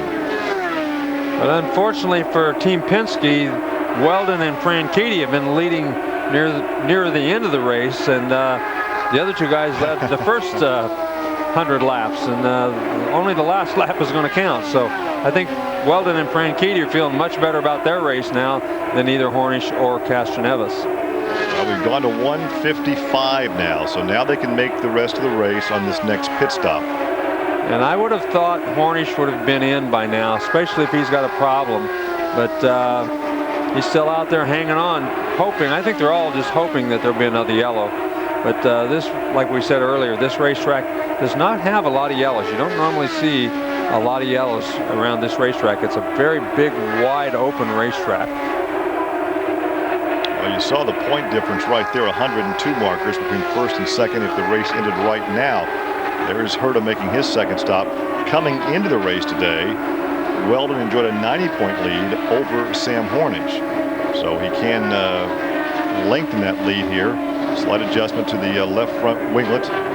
Danica also off the pace, now into the pit area. So Weldon, Franchitti, Hornish, Kanaan, Castroneves, and Mira as they're making their second round of pit stops.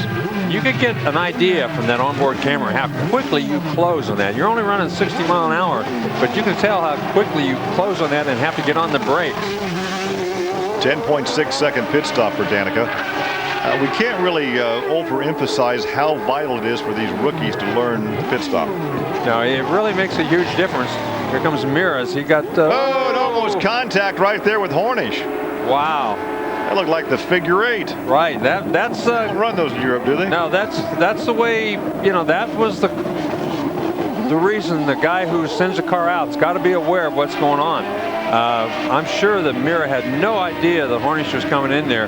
If they had made contact, it would have been totally Mira's fault, because he's got the responsibility to make that not happen. Leaving the pit area. 10.5 for Weldon. There is Kanaan. Franchitti reassumes the lead. Oh, he put a lot of fuel in. A lot of fuel in that thing. Yeah, he put on a lot more fuel than Weldon did. Weldon, they must figure they didn't need as much fuel to get to the end, and Kanaan figured he had to have all 30 gallons, so he stayed out there. Recall that the team said that Weldon always got better fuel economy. Right. Better fuel mileage. Team members have told us that all year long, that for some reason Weldon could get better fuel mileage. Driving style or whatever gave him better fuel mileage. And Franchitti, you know, he obviously can stop any time, and he's still going to make it to the end. The longer he goes, though, the less time he will have to spend in the pits because he won't have to take on as much fuel. That could give him an advantage and keep him in the lead. Dario Franchitti was the winner at Nashville. His only win so far this season. Well, you can. Castro Nevitt's also in the pits now. Yeah, now he should be able to take on a little bit short fuel too. Now the yellow comes out now. Oh yeah, Franchitti's got a huge advantage at this point. But another adjustment on the right front as Sharp is away, and now Castro Nevitt's. Castro Nevitt's, of course, short fuel. He did not take a whole load of fuel. Now, let's see. I would be surprised if this pit stop is much over 9.5 seconds. 9.9 for Elio on that one. As the team goes to work on Franchitti's, that'll give the lead back to Weldon. Weldon won the first or 4 of the first 5 races this season. That has been oh, he killed the engine. Somewhat quiet. He killed the engine. That's a huge mistake for Dario Franchitti. This is probably mile track. He'll go a lap off the pace. This is probably going to cost try to push start him. Oh man, this is a huge mistake. Oh, they should have just stuck the thing in there. Big mistake. That was a mistake too, to choose to push start it. Oh yeah, they had the starter out there. I'm not sure what they were thinking. Well, there's Ashley Judd, his wife, and obviously a little dismayed at this point. See, in the movie business, you can say, cut, do it again. You can't do it with pit stop, can you? No. It doesn't work that way. See, that was... He just took himself right out of competition. Well, and the crew didn't help him. They should have never tried to push that thing. I mean, he still had a chance, but putting that starter in there and getting that thing fired up, he still had a chance. If a yellow came out and he got back up at the leaders. But because of that, he's going to lose. He's lost a lap, and it's going to put him completely out of contention. And she is well aware of that as well. Yeah. Now then, you only have 5 cars on the lead lap. And back at the front is Weldon. Hornish is second, then Kanaan, Castro Nevitt, and Mira. Mira now 5th, the only 5 drivers on the lead circuit here at Pikes Peak this afternoon.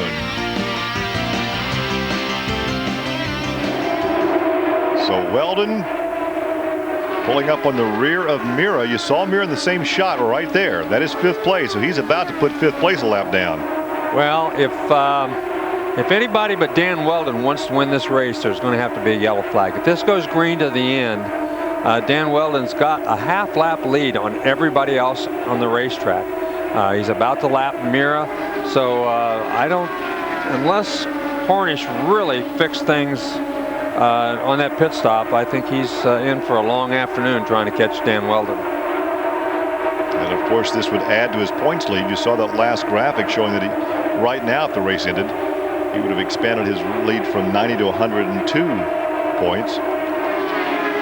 Here comes Franchitti. He's going to. That was Castro Nevitt he was trying to get under. He's going to do everything he can. He's pretty mad at himself. He's going to try to get back in 9th position, a lap off the pace. Yeah, he's going to try to get back around everybody and get back on the lead lap, but he's really got his work cut out for him. See, when you say he's angry or mad, a driver really has to contain those emotions because that can really prompt a huge mistake. Oh, yeah. I mean, the worst thing you can do is make a mistake and then go out there and make it worse by making a second mistake. But it's a driver's nature. When you make a mistake like that, you go out there and drive way too hard right after that mistake. Live coverage from Pikes Peak International. Dan Weldon has almost a half-lap lead now over Hornish. Kanaan Castro Nevitt is 4th. Mira just went a lap down, so now only 4 drivers are on the lead lap. So obviously Weldon's race to win. Yeah, Weldon is pretty much in control at this point.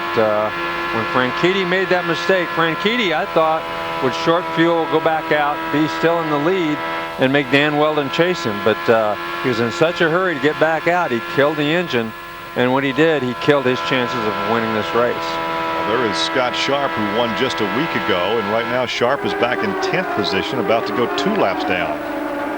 Yeah, I mean, whoever's been in the lead here at whatever segment, whether it was Franchitti or Hornish or Weldon, they've all seemed to really have a huge advantage on everybody else.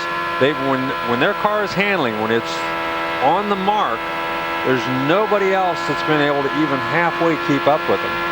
Although Hornish in the last lap, since he's gotten hung up behind Sharp, has gained a little bit. So maybe the traffic thing is the one thing that might help Hornish here in the later. But all the drivers that Weldon has to go by, Hornish has to go by. Well, that's right. It's the same for both of them. They're both going to have traffic. Now Scott Sharp moves up the racetrack and more or less lets Weldon go on by. And I'm sure that the spotters up on the roof, the spotter for Dan Weldon went down there and said, hey, he's 2 laps down. Get in the heck out of my way. He's been blocking him for 2 laps. And so they did move over and let him go by. Well, Hornish is still 9.5 seconds behind. If a yellow comes out right now and bunch the field up, we still have a lot of cars to get around to get up to this guy here. There's the Andretti Green Racing, 1st, 3rd, 9th, and 12th. Franchitti had been leading, took himself out of competition with that stalled engine. Now he's a lap off the pace, back in 9th. Yeah, and he's got a long way to go. He's not going to be able to get back in contention with this race unless he's very, very lucky. They have to have at least a couple of yellow flags for him to get back in the race, and he's going to have great restarts even in that case. But Dan Weldon right now has things pretty well under control in that Klein's Tools car, and all he's got to do is cruise and hope nothing happens at this point. Right now, Castroneves almost a lap back in 4th position. So only 4 drivers on the lead lap as you ride with Scott Sharp. He won a week ago, and he's been on a high all week long. But right now, he's mired back in 10th position, 2 laps off the pace. Yeah, he's just not having a good run here. And I know we've said this over and over again, but I really believe that the Peños cars on the short tracks have really got to do their homework and do some testing to get those things back up to snuff, because they just don't seem to be nearly as good on these short tracks as the Delaras are. Of course, so far, Weldon has won 4 races this year and is going for his 5th, which would tie for the most victories in one season. And he's Sam Hornish did that back in 2002, so he wants to break that record, but first he has to tie it. He can do it here this afternoon. He's been pretty adamant that he would like to break that record, because he had such a great start to the year. And there is Castroneves, who's going to go a lap down, and look how easily Weldon went around him. Wow. Weldon didn't qualify all that well. In fact, he has struggled somewhat this season with qualifying, but it doesn't matter when you race like this. No, he's got it dialed in. He's got things going his way. He's got all the confidence in the world. And boy, when things are falling right, they're just falling right. And they are for him right now. Wow. He's qualified as poorly as 11th, 13th, 16th, 11th, 9th. But what's the old saying? It's not where you start, it's where you finish. Yep, the only lap that counts is the last one. And when it gets down to those last 10 or 15 laps, he's always managed to be in the top 5, and that's what it takes to win championships. Today, Scott Dixon having a miserable day this afternoon. He is 4 laps off the pace, back in 16th position. Remember we talked about Weldon, how the first half of the race, he didn't always come up front. He kind of hung around back 5th, 6th, 7th, 8th. Then the last half of the race is when he really shined. Well, that's exactly what he's done here today. He was pretty strong at the first part of the race, but he was always never challenging for the lead. He was always back 4th or 5th. But boy, once they reached about lap 125, about the halfway mark or a little more, he has really got that thing going. And he and Franchitti, since about the last 50 laps, have been the only 2 guys that could keep up and get the lead. The battle in the racetrack right now is for 7th position, and that's going to go to Franchitti as he makes a move on the inside of Schechter. Well, Franchitti is running the fastest laps on the racetrack right now. Unfortunately, he had the slowest pit stop of anybody. That's the big difference. So the pit stop will counteract all these fast laps. Absolutely. I mean, you know, it cost him a lap. The fact that they didn't stick the starter in there and they tried to push him down there cost him over a lap. And I think if they'd have stuck that in there, he might have been able to get back out and recovered and been back in contention. But you know, they made that is a decision that will be talked about in a post-race. And you don't know. Maybe Franchitti even said, "Push me, push me, push me." You know, you don't know, and they listen to him. You don't know what was said on the radio. Three of the fastest 5 laps this afternoon have been turned in by Franchitti in car 27, but it really doesn't matter right now because this guy is leading, and he's enjoying a half-lap lead over Sam Hornish. Yeah, he's only got a bad way to clinch a title when you win the race and your closest pursuer is behind you. Yeah, he's really looking good right now. He's got 35 laps to go. He's running the second fastest laps or the fastest laps, depending. Franchitti will have the fastest lap one time. He'll have the fastest lap the next. And he's, you know, he's outrunning Hornish by a couple mile an hour every lap. So things pretty well in hand here if he doesn't have some sort of a problem here near the end of the race. Now, could you see any reason at all if we have a late race yellow that any of these guys would come in? Not really. You know, Hornish or Kanaan might come in if they want to try to win the race. There's no reason for Weldon to come in. He's by far the fastest guy out there. He has only 2 challengers on the same lap. If either Hornish or Kanaan do come in, then they've got to start behind all the lap cars. So I see no, you know, Weldon has no reason to come in, and everything to gain by staying on the racetrack. Schechter in 8th position. Get this, Larry, is now 2 laps down. Yeah, I mean, the guys who are fast are really, really fast. The guys who have their cars handling. No. The one guy that is fast is really fast. Yeah, but there's only 3 guys on the lead lap, so all 3 of those guys are handling pretty well, and the guys who don't have a handle on the aren't handling all that well are just struggling. And believe me, the guys who are having the most fun and the guys who are the most comfortable out there right now are Dan Weldon and Sam Hornish and Tony Kanaan. A guy like Schechter, who's running back in 8th place, they're getting a workout. They're probably scaring themselves twice every lap trying to keep that thing under them. And you know, when cars aren't handling, it's the worst feeling. You're always working a lot harder than the guy who's leading the race. Often you'll hear a winner say it was easy, and sometimes it is much easier to run up in front at those speeds than run back in the pack at lower speeds because the car's not handling. There's no question that I mean, that is a cliche you hear drivers say all the time, but it's literally true. It's the easiest when you're out front, when the car is running fast, because the car's handling. When you're running in the back, it's usually because the things are real pig and it won't handle worth a darn. Well, but the lead continues to grow. It's now 12.5 seconds. Kanaan is some 14, almost 15 seconds back in 3rd position. So those 3 drivers on the lead lap. Castroneves is now in 4th, a lap off the pace, as is Vito Mira in 5th.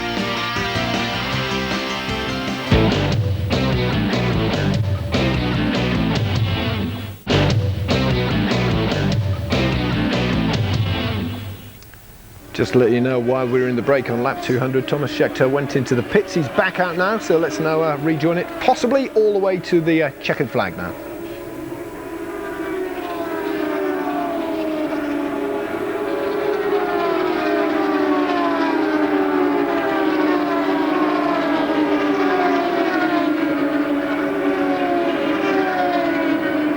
And lost a couple of miles an hour. He was running 167 mile an hour laps earlier in the day. Now then he's down to 165. Carpentier now goes 3 laps off the pace. He's back there in 10th position.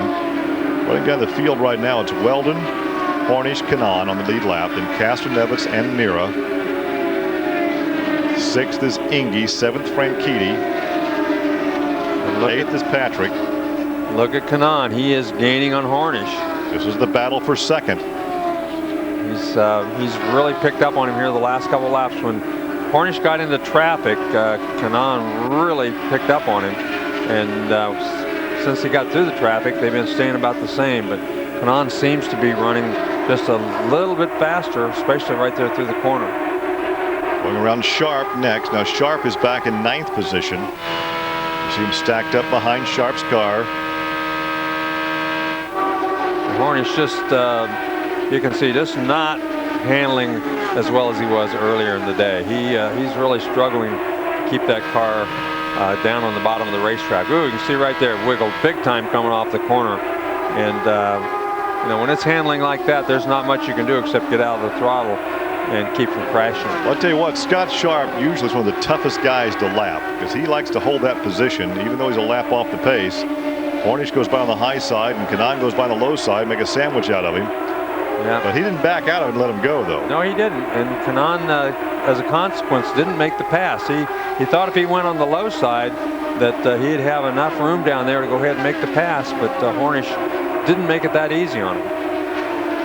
And this battle is 15 seconds behind the leader. So the only action on the racetrack right now is this real battle for second spot. Hornish and Kanaan with just a few laps remaining in this one this afternoon. Yeah, and when you say 15 seconds, that translates to about 3/4 of a lap. Weldon is gaining on these guys ever so slightly too, as he's back there about a straightaway behind. You see Vito Mira, the next up there in front of these two. Kanaan looked to the inside coming off the corner down the backstretch into the banking of turn 3. That's 10-degree banking. There's Vito Mira. Mira now back in the on an open racetrack. Back in 5th position. On an open racetrack, Kanaan just doesn't have enough to get around him. Now Hornish, even though he's we always talk about how great he is in traffic, one of the best there is, but with his race car handling the way it is, I think he's having more trouble with the traffic right now than we've seen him have all day long. Goes to the high side and makes that pass with Mira.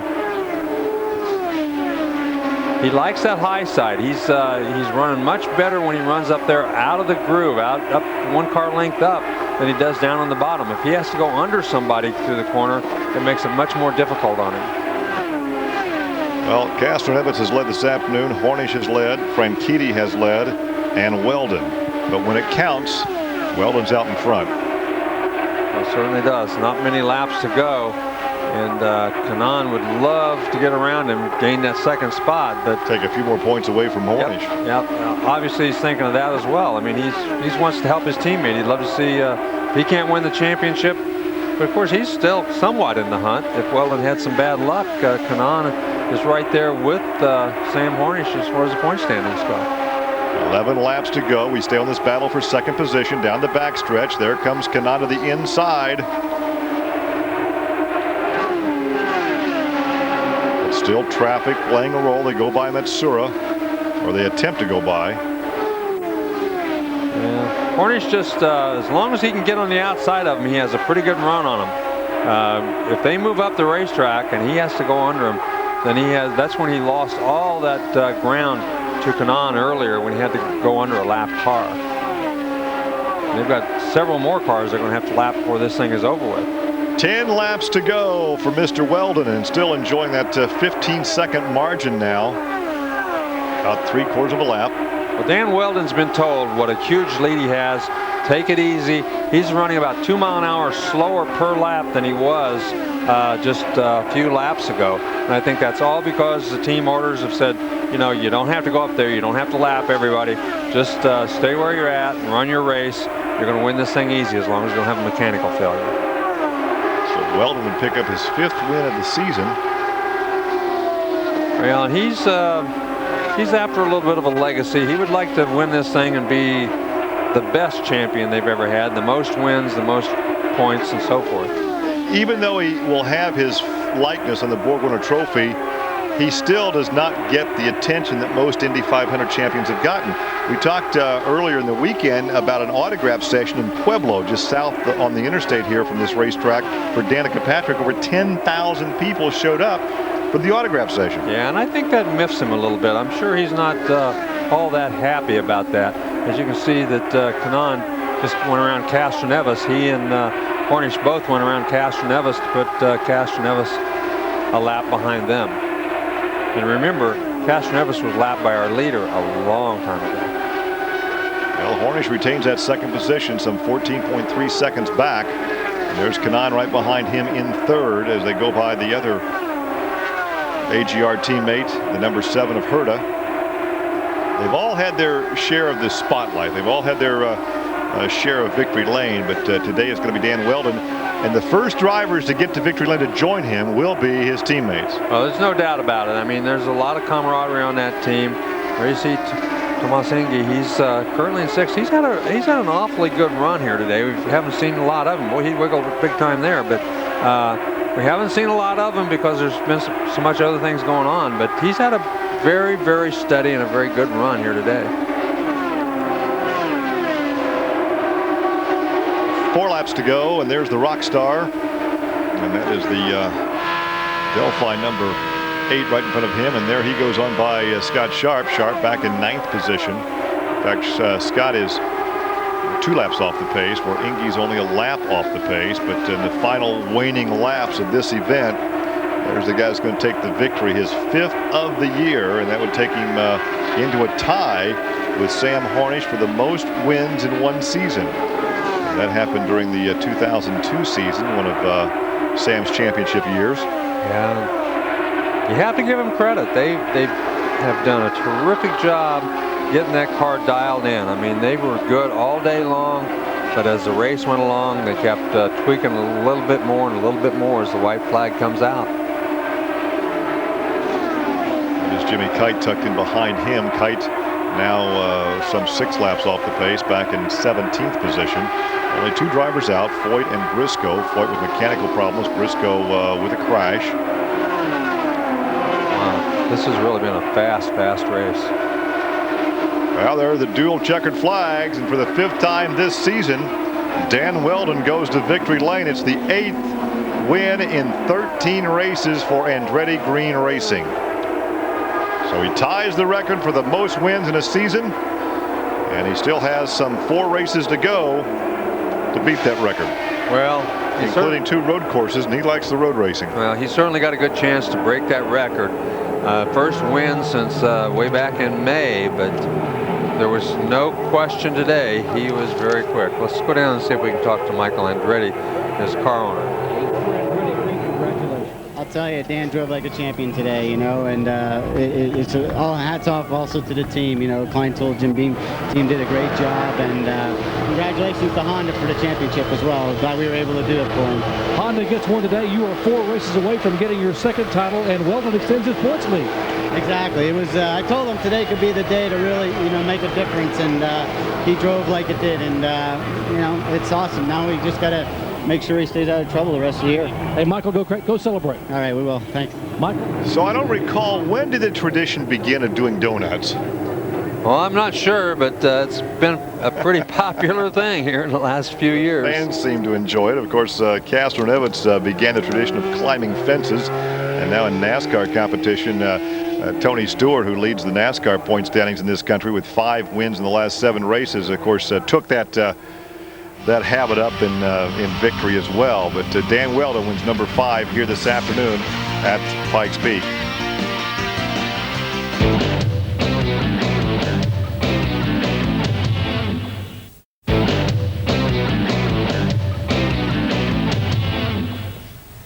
Quote of the week in the world of motor racing: Dan Weldon has not got a winning car beneath him. Paul Cherry, self-styled expert, explain yourself.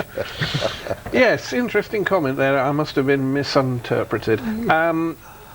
For sure, it took a while to get going, but I think he just kept going at it. There were a lot of people who were busy racing hard. Dan had a very good middle section, didn't have a lot of traffic, didn't have a lot of lap traffic to deal with, and just got his head down. Poor old Dario, our heart goes out to him. Terrible pit stop. Lots of other things happening that sort of played well into Dan's hands. But yes, I'm afraid, as I said, I may have to eat my words as Thomas Scheckter pulled into the pits. Yes. You know, Dan did a fantastic job. 50 points rather than settling for 35 or 30, which has given him a 100-point lead. Race win number 5 this season. Is it fair to say, or rather premature to say, invincible now? I mean, we've got 4 more to go, but he's looking good for a British success across the pond. Yeah, we'd really like to see it so much. I mean, it'd be great for British motorsport, and he's such a good guy that we'd be all delighted for him. But hey, you know, there's a lot of the season yet to go. The 2 great experiments of the IRL off on road courses, as opposed to the 1 experiment so far with the street course earlier on this year. Now, Dan should be strong there, because after all, that's his background, is road racing. But Weldon for champion for the IRL. Hey, let's Sounds just good. hold on for a couple more races before we say that too much. But I tell you what, they'll be opening a few bottles of beer in the high streets of Olney near Milton Keynes tonight, because their favourite son's really done a very good job. Really very good job. We'll be going back to the States to catch up on the celebrations in just a moment. But the other massive talking point from this race today, Paul, Dario Franchitti, we gave him the big build-up before the race. He won here last year, and as he came into the pits for the second and last time, you have to say it was his race. And then it all went wrong. Yes, I think he was your tip, wasn't he, Keith? Indeed. Kevin, sorry. Thank you. But I might eat my words on that. There you go. Yes, no, I mean, disastrous pit stop. He killed it for sure. Unusually for Andretti Green, there was no starter out on the pit lane ready, which you are allowed to do. So there was a bit of fumble for that. Couldn't get it in for whatever reasons. Disastrously push it. You can't push. No. These things don't start when they're red hot. I don't know who made that call, but he needs a swift word to, that's for sure. Dragged it back, got it going, but he lost 3 laps and he gained a lap and a half back. Unbelievable. Had the fastest car out there. Unfortunately not the result, but still got a result. Okay, well, Dan Weldon is very much the man at Pikes Peak today, so let's now cross back to the States and join the post-race celebration, shall we?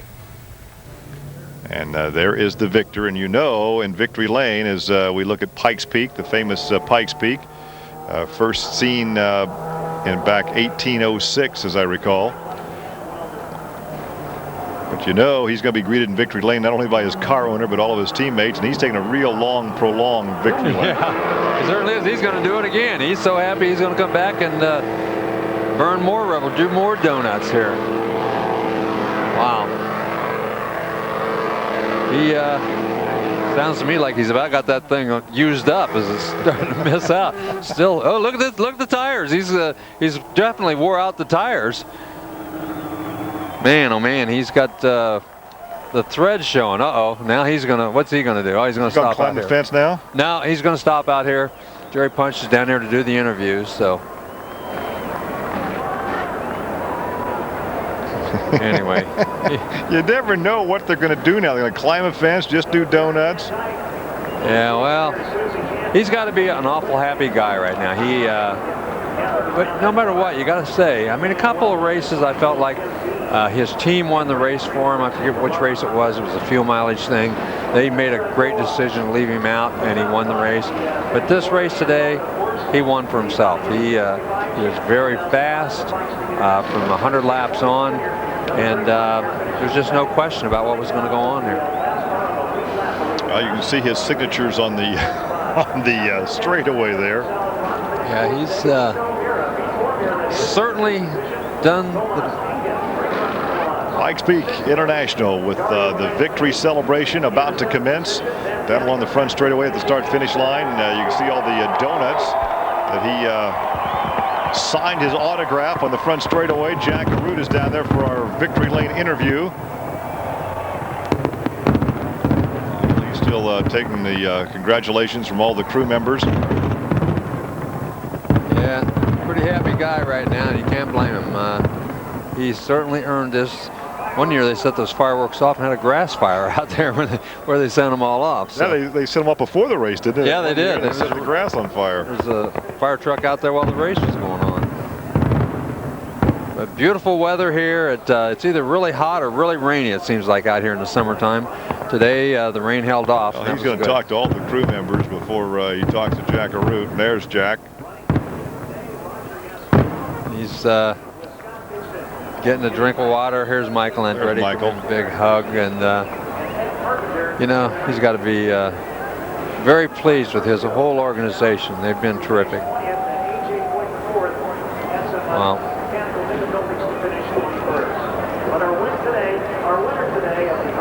Jack is down there. I'm not sure what the holdup is. Let's get a drink of water. And he is celebrating with his car owner, Michael Andretti, getting the congratulations as you deliver Honda their manufacturer's championship.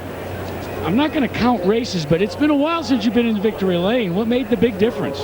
It's been You know, it's a difficult track. This is one of those where the car's either right or not, and you know, certainly Honda have provided us great power all year. This is their race. I seem to do well at their special races. Obviously, they're the title sponsor, but certainly for the Klein Tools Jim Beam guys and you know, all the crew, I've been frustrated having not won for a while, so I've taken it out on them. So to deliver them this win is pretty special. But you know, Eddie Jones has worked very, very hard on my race car on the short ovals, and we had a good one today. I feel so bad for Dario. Dario would have pushed me real hard, real hard. You know, you surprised me a little bit. You say you've been hard on the crew because you haven't been to victory lane. How so?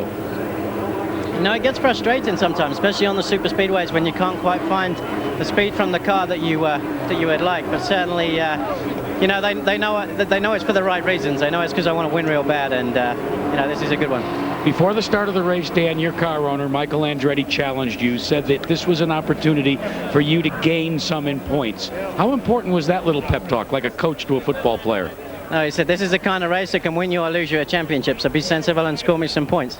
And, you know, I've learned a lot from Michael. He's a good boss, and he can lead you in good directions. But, you know, certainly the car was good enough today where you could put it anywhere, so that counts. Hey, when you stopped, you decided to do some donuts. The team challenged you to do some more to light it up. I want to take you over. Come with me for a second. I want to show you what you did to your race car. Come on over here. You want to run another 20 laps with that right rear Firehawk? You know what, with the Firestones that we have, I think you probably could. I mean, that's just a new breed of Firestone, but they still have great grip like that, I tell you. Guys. Jeez. Not to mention what it did to the gearbox. Yeah, really. And the engine. Yeah, the half shafts. And he used that thing up pretty well, but I bet if you challenged him to go back out there and run 160 mile an hour on that tire, he might have a different answer. Sam Hornish finished second here today, some 12 seconds off the pace, but the last 25 or 30 laps, he certainly was not in contention. It was all Weldon. We'll hear from Jerry Punch with Sam Hornish momentarily. But this was the fourth short track win for Weldon. Thank you very much, guys. 7th top 5 of the year for Sam Hornish. Great effort today, Sam. Looked like the first 100 laps you were the car to beat, and then the car began to go away. What happened? Yeah, we had one set of tires where maybe we didn't scrub them just the same as the other ones, so we had a little bit more. We had a little bit of push on it, and that just really hurt us a lot. But you know, the first and third sets were just what we needed. We just didn't have enough for them when it counted, I guess. We heard that maybe there had been some contact out there between you and Dan Weldon. Was there some contact possibly? Well, I didn't see any or feel any, so I don't think there was. But we'll take a look and watch this replay. See if we see any contact here when they went by. But that was Elio's. That was Elio's ever going by your teammate there. I got to ask you the question. Looks like there's some contact. Yeah, there might have been some contact with your teammate. I got to ask you here. 97 points back, 4 races to go. Can you do it?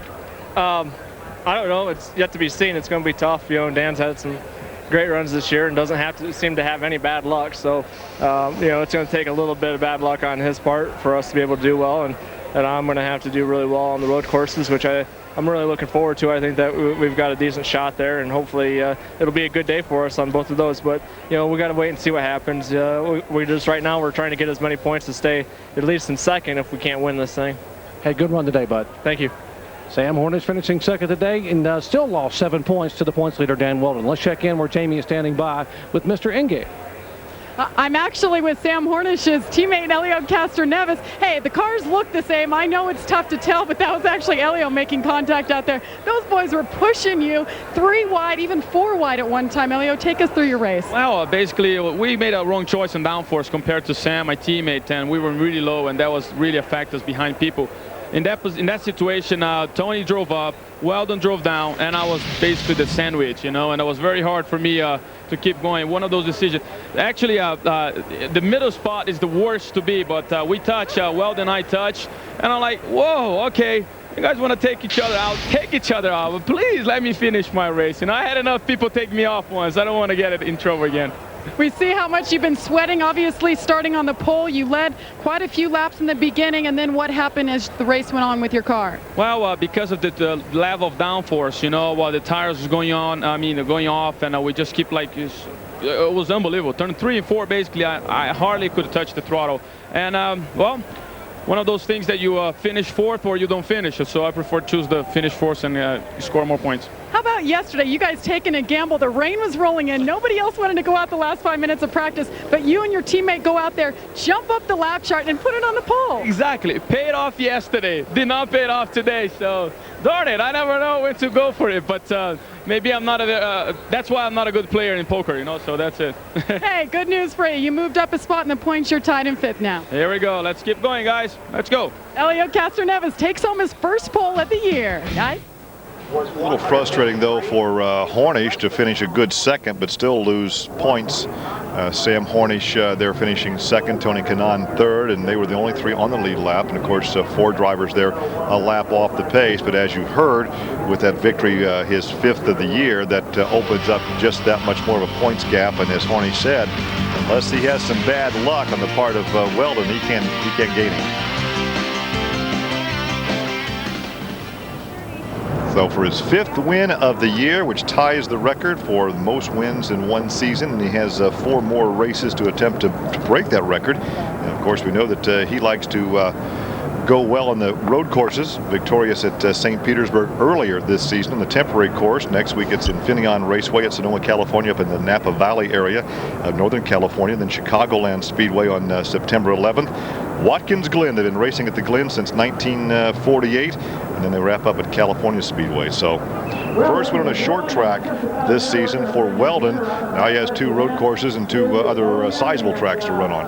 Franchitti is not happy with his crew right there, or they're not happy with him because he was really. This is a good time for the driver to go one direction, the crew guys to go another direction and cool off. Yeah, because you could see that was a very heated discussion he was having, and didn't seem at all like he was happy. And probably. I just don't understand, Larry, why you would push the car when you've got the starter right there. Well, yeah, I have no idea. I don't have any idea. Probably, you know, if they hadn't made that decision, he might have had a chance to still come by there. Now he's back already. He thought better of what he had just said, maybe. Well, it's still somewhat heated. And he's saying, I don't want to talk to the media. Just get away from here and let me cool off. Mario Franchitti, who had really the best shot to challenge for the lead, then lost the power on that last pit stop, and they elected to push start the car instead of using the inertial starter, and that was a huge mistake. Yeah, he certainly is not a happy guy. He didn't want to talk to anybody right there. You could certainly see. Look, Hornish and Kanaan, they were battling for position, but they're battling for point standing position too. So that was a huge second place for Sam Hornish to stay in the second place, actually. But he loses some 9 markers on Dan Weldon, now 97 between first and second with 4 races to go. And as Sam said articulately, well, I don't want to wish him bad luck, but he's going to have some bad luck for me to have a shot at this title. Well, that's right, and you can see that. You can see Franchitti's expression. Yeah, he's just not happy. He declined an interview. He doesn't want to put up with any of that right now. And you know, I'm sure whatever's being said there, they hope to get it out of the way today and go on to the next one. But that pit stop was a pretty big disaster for both those guys here today. Wow. You got to feel sorry for him, but you can see actually Judge, she's sitting on the trailer over there. This happened. This was a few minutes ago. This was earlier. This was just a few minutes ago, and he's I don't know what he's saying, but he obviously was not happy with what This is what happened. Okay, they elect to push start him. This is back on lap 165, and he couldn't get the clutch in. They couldn't jump start it. Yep. And so they push him back, put the starter in. He's fine with the kids and got him a little autograph there. That kid's happy. That was a huge mistake on somebody's part right there, because he might have still had a chance if it hadn't been for that. Well, we want to hear from Tony Kanaan. Jack Garuda's catching up with him. You were battling there? No, I wasn't even breathing, but thank God I have a big of a nose, so I could save some air towards the end, but it was tough. I mean, I tried to use my tires to pass him like 10 to go, and then he was loose. I started to go loose, and unfortunately it didn't happen. But a good day for us. AGR won again.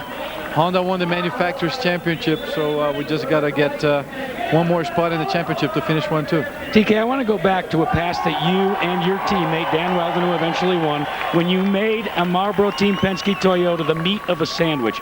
Was pride on the line for you two guys? Were you battling against each other, or against that Marlboro car? No, we were racing. I mean, the three of us. But I knew Dan was on the outside. I went on the inside. I mean, yeah, it was. Look at that. That was pretty amazing. Yeah, I mean, Dan definitely did a good job. And as teammates, we knew what to do. I mean, that wasn't planned. We don't plan this kind of stuff. You know, I like the humility that you've got, that you really thought that was something. It took my breath away, and I was just watching it. How about in the cockpit? I didn't see anything. I was on the inside looking ahead. There was nothing in front of me. So I guess, seeing on the video, it definitely was very exciting. It has been a great day for Britain's Dan Wheldon, not so good for his teammate Dario Franchitti. We saw there some of the body language between him and members of his team. Plenty to talk about, and we'll be back with more on that in just a moment.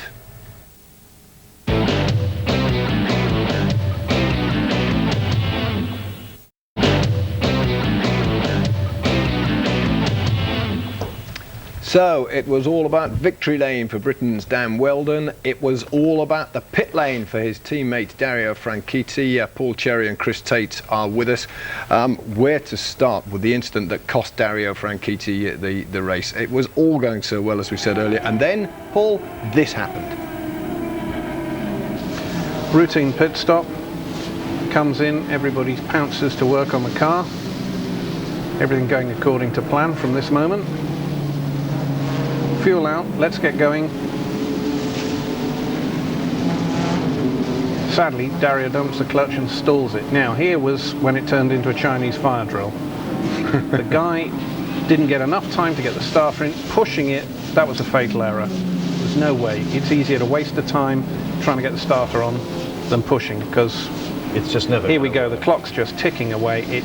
That was madness, and I can see why at the end of the race Dario was a little bit peeved. I'm sure he was saying, "Okay, guys, hands up here. I dropped the clutch. I stalled the engine, but you just went into madness here." There's his wife. Poor old Ashley's counting how much prize money he's losing. Yeah. And here we go. We got the starter in, and off we go. I mean, there was just a 10-second delay. Now, the problem was we were at green flag racing, as we've enjoyed all afternoon, so we lost 3 laps. Now, he had the fastest car out there. He drove like an absolute demon and pulled back a lap and a half, you know, finishing 7th or 8th. Fantastic result, but clearly the body language showed that wasn't good enough. He had the fastest car this weekend. He led the race 3 times. He was in excellent position to win it. Okay, he made his own mistake. But as we saw a couple of years ago with Gilles de Ferran, he stalled in the pit lane. They had the same sort of scenario, but they persevered with the starter. He went out. He actually wound up winning the race. So pushing it, that was clearly the sad tale of the afternoon. Yeah. But Chris, I mean to say, this is high-profile, international racing, professional racing. They must have a set drill. But if you stall in the pit, this is what will happen. This wasn't race number 1 today, was it? So how on earth can they justify that? I mean, you know, it is easy to criticise. I mean, the interesting thing is, as Paul said, I mean, the initial mistake is always the driver's. It's the driver what stalls the car. And it's interesting. I don't know if you noticed when they were up close with Danica's pit stop, she, as a matter of practice, blips the throttle of the Honda engine all the time. Dario and some of the older hands just literally have it sort of on semi-idle, and who's to know which is best, but the fact is that Danica didn't stall it putting away from the pits today, and Dario did. But the mechanics you have to feel sympathy for them. You know, Paul and I and a lot of the guys know a lot of people in the pit lane. They've been there and working on these cars for a long time. They know what they're doing. Some of them, you must admit, look a bit old and portly to be pushing cars down the pit lane now. But nevertheless, the pressure really gets to you. And the person who'll be most angry and most disappointed is Michael Andretti, the team boss, because he won't like to see that sort of mistake.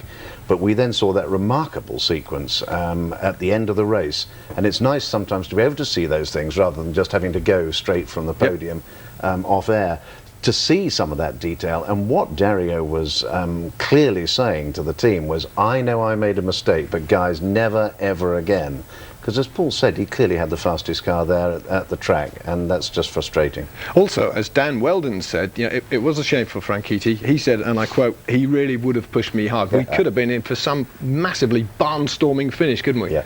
Without question, yes. And Tony clearly had a very quick car as well.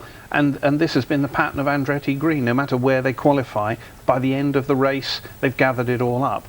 Admittedly, my little faux pas about his ability perhaps wasn't going to mention it. wasn't the thing. But you know, I have to say I was surprised that Dan finished as well as he had. As he said in that post-race interview, he hasn't had the results that he's expected from the last few races. Indeed, his last big win was the big win, the Indy 500. Sure. So to come and do what he did today from 11th place is fantastic. But as I said earlier, there was a lot of things happening around him that I think stimulated his whole race. But poor old Dario, unfortunately, the race was lost for him, and you know, I can see his frustration. But he'll get over it. He was frustrated last week when we had the wheel bearing problems. Indeed. He was even in the press saying, "I'm not going to get into the car again."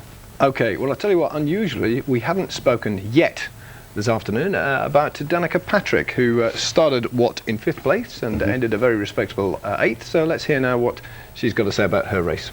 Danica, a top 10 finish, and we saw you early in the race drop back a little bit, and then you got really feisty and got aggressive and came back and made some moves on the inside there to get positions back. Yeah, it's one of those kinds of races. It's on these short ovals, the car changes so much. So from the practice this morning at 9:30 to 10 o'clock in the morning till this afternoon at 2 o'clock, let's say, the car had a lot of oversteer, and the rear end wanted to come around in the beginning of the race, and then it went to understeer at the end. So it was a matter of chasing it, which took a little while. But cars went on and off, and mine did the same. But I don't think it went off quite as bad as others. So. Yeah. I know you couldn't see it, but your parents were quite a contrast. Now, your mom, Bev, was just sort of hiding her eyes occasionally on pit road. We got a shot or two of her as you were making those moves, knifing back through traffic. But your dad, TJ, now, he's anything but quiet. He was very animated over in the corner. Watch this. Oh, boy. Oh. Have you seen this before from your dad? You know what? Sure, he doesn't want to see that. He loves the sport, and he wants me to do well so bad. And at least he's smart enough to know that he needs to be away from everybody. So thanks, Dad, for doing that. But you got a lot of your passion for this sport from your dad. And in all honesty, though, he's the guy that's able to bring you so far in this sport because of the desire he has that he's instilled in you. That's a fact. I'd have to say that, you know, the people that taught me most of my life are my parents. They were really good role models, and my dad was never one of those people that was a pusher. He never told me I had to do this. He never told me that ever. He always told me, if you want to do this, I'll help you, but if you don't, you can quit tomorrow. And he said, but if you want to, I'll help you. And that's what he did, and he always reminded me of the things that I needed to do. As a rookie this year, you've had to learn a lot on these ovals that you'd never been to before, but next week we go back to road racing, places where you have a home here for a number of years with Ray Hall Letterman. Comfort level going back to Infineon and then Sears Point, I mean, then Watkins Glen later in September? You know, it's going to be hard. I'm not any more comfortable, I wouldn't say, because a lot of these drivers have done Indy Lights, Champ Cars, some did Formula One, so I don't have a lot of, you know, big engine, big car testing on a road course, so it's definitely going to be different. You know, St. Pete obviously helps, but the next two are going to be a lot different. They're high grip, you know, hills and banking and compressions, and it's going to be really difficult. There's no doubt about that. So I've got my hands full again. Looking good and sounding good. We will be back in just a moment with the full story of the race today at Pikes Peak.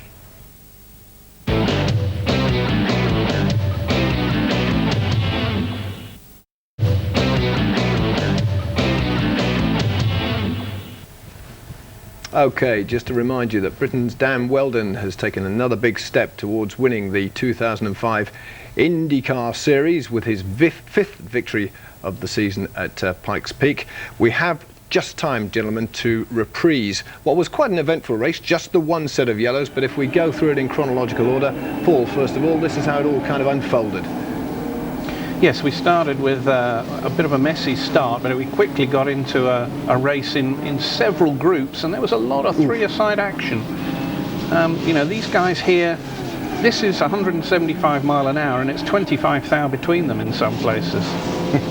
You know what, Chris, with respect to television, the great industry in which we work, it kind of doesn't do justice to the speeds these guys are doing, does it? Well, I've really noticed it today, Kevin. I mean, there are a number of features about the shot position. The onboards are just terrific, and I'm sure all the viewers will have really enjoyed this sort of action and seeing how close you really do run but there's something about flat ovals that makes a difficulty. Now here was really the one and only yellow of the day. That's just the camera's been knocked by the wall. He wasn't really on his side. Ryan Briscoe, it's really been a saga. I think he hit the bumps as we just saw him there fighting with the wheel then. But the Target Chip Ganassi team has had a really terrible Pikes Peak. They sent Jacques Lazier home after practice after he'd had an accident, and then Briscoe had that. But the difference on a flat oval as this is, as opposed to a high banked oval, of having the air taken off your nose, as happened there to the Penske, is extraordinary. And this sequence, and no wonder Hornish said he didn't notice anything, because it was in fact Castroneves. But there's the race winner. At the time, the race commentators were saying, and I agree with Larry, it was an extraordinary risk for Weldon to take at that point, but he was going for the lead and he was going to go for it. We did have a number of really near shaves, and I think we were very lucky, as Mrs. Patrick getting all nervous for her little girl, and some odd pit stop problems, including this one, which really got us jumping out of our seats. How they missed each other. It was Victor Mera being signalled out. Don't forget, he's always being signalled out by the crew chief. It was a big decision, and this now is really the moment in which Dario and his team, between them, lost themselves the race. All happening under green, which is never ideal for pit stops in IRL racing. And really, that's just, you can just see there is confusion. It used to be called order, counter order, disorder in the army, and I think that's probably about right. Perfect case. Is it fair to say he would have gone on to win the race, Paul? I think even with that, if he'd just got the starter and got it fired up and gone, certainly he would have been second.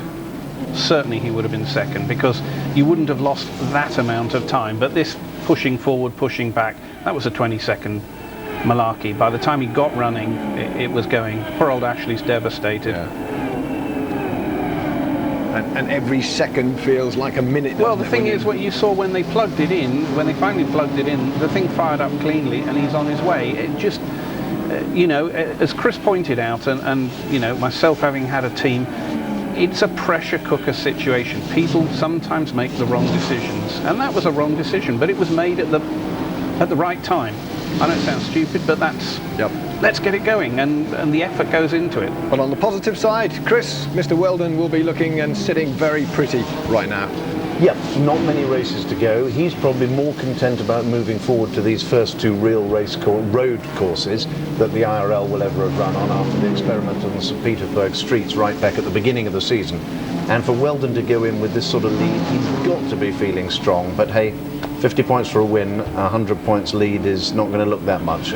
All sorts of things can yet happen before we can really start dancing about having a British IndyCar champion. Paul, we also mentioned Honda are the manufacturers' champions on the back of today's events. Yes, a fantastic result for Honda. They have really pushed the envelope in this series. Honda traditionally don't like series where the engines are particularly governed by something artificial, i.e. a rev limiter, but they have embraced the IRL, and every year that they've been in it, they have developed their brains out, and the product is a very early championship for them. They will be enjoying that immensely. And a brief look ahead to the next round, the Infineon. The Infineon, as we've said, is a proper road course, a very fast road course. It's the Brands Hatch of California, for want of a better expression. Very undulating, very fast, very nice. There was an open test there where, surprisingly, the Andretti Green cars were all in the top 4. We're looking for a very, very interesting race. Ryan Briscoe was very quick in the Watkins Glen test. I think the road races will come to the fore. The engine situation won't be as bad. Okay. Thank you, gentlemen. There we are. That's just about it. Our congratulations to Dan Weldon, Britain's Dan Weldon, a winner today for the 5th time this year. We'll be back next week for round 14 of this year's IndyCar Series, and we'll be bringing you all the action for the first time from the Infineon Raceway in California. All 184 miles of it around Sonoma. So, hope to see you again next Sunday at 8:30. For now, though, from us all, thank you for watching. A good day to you.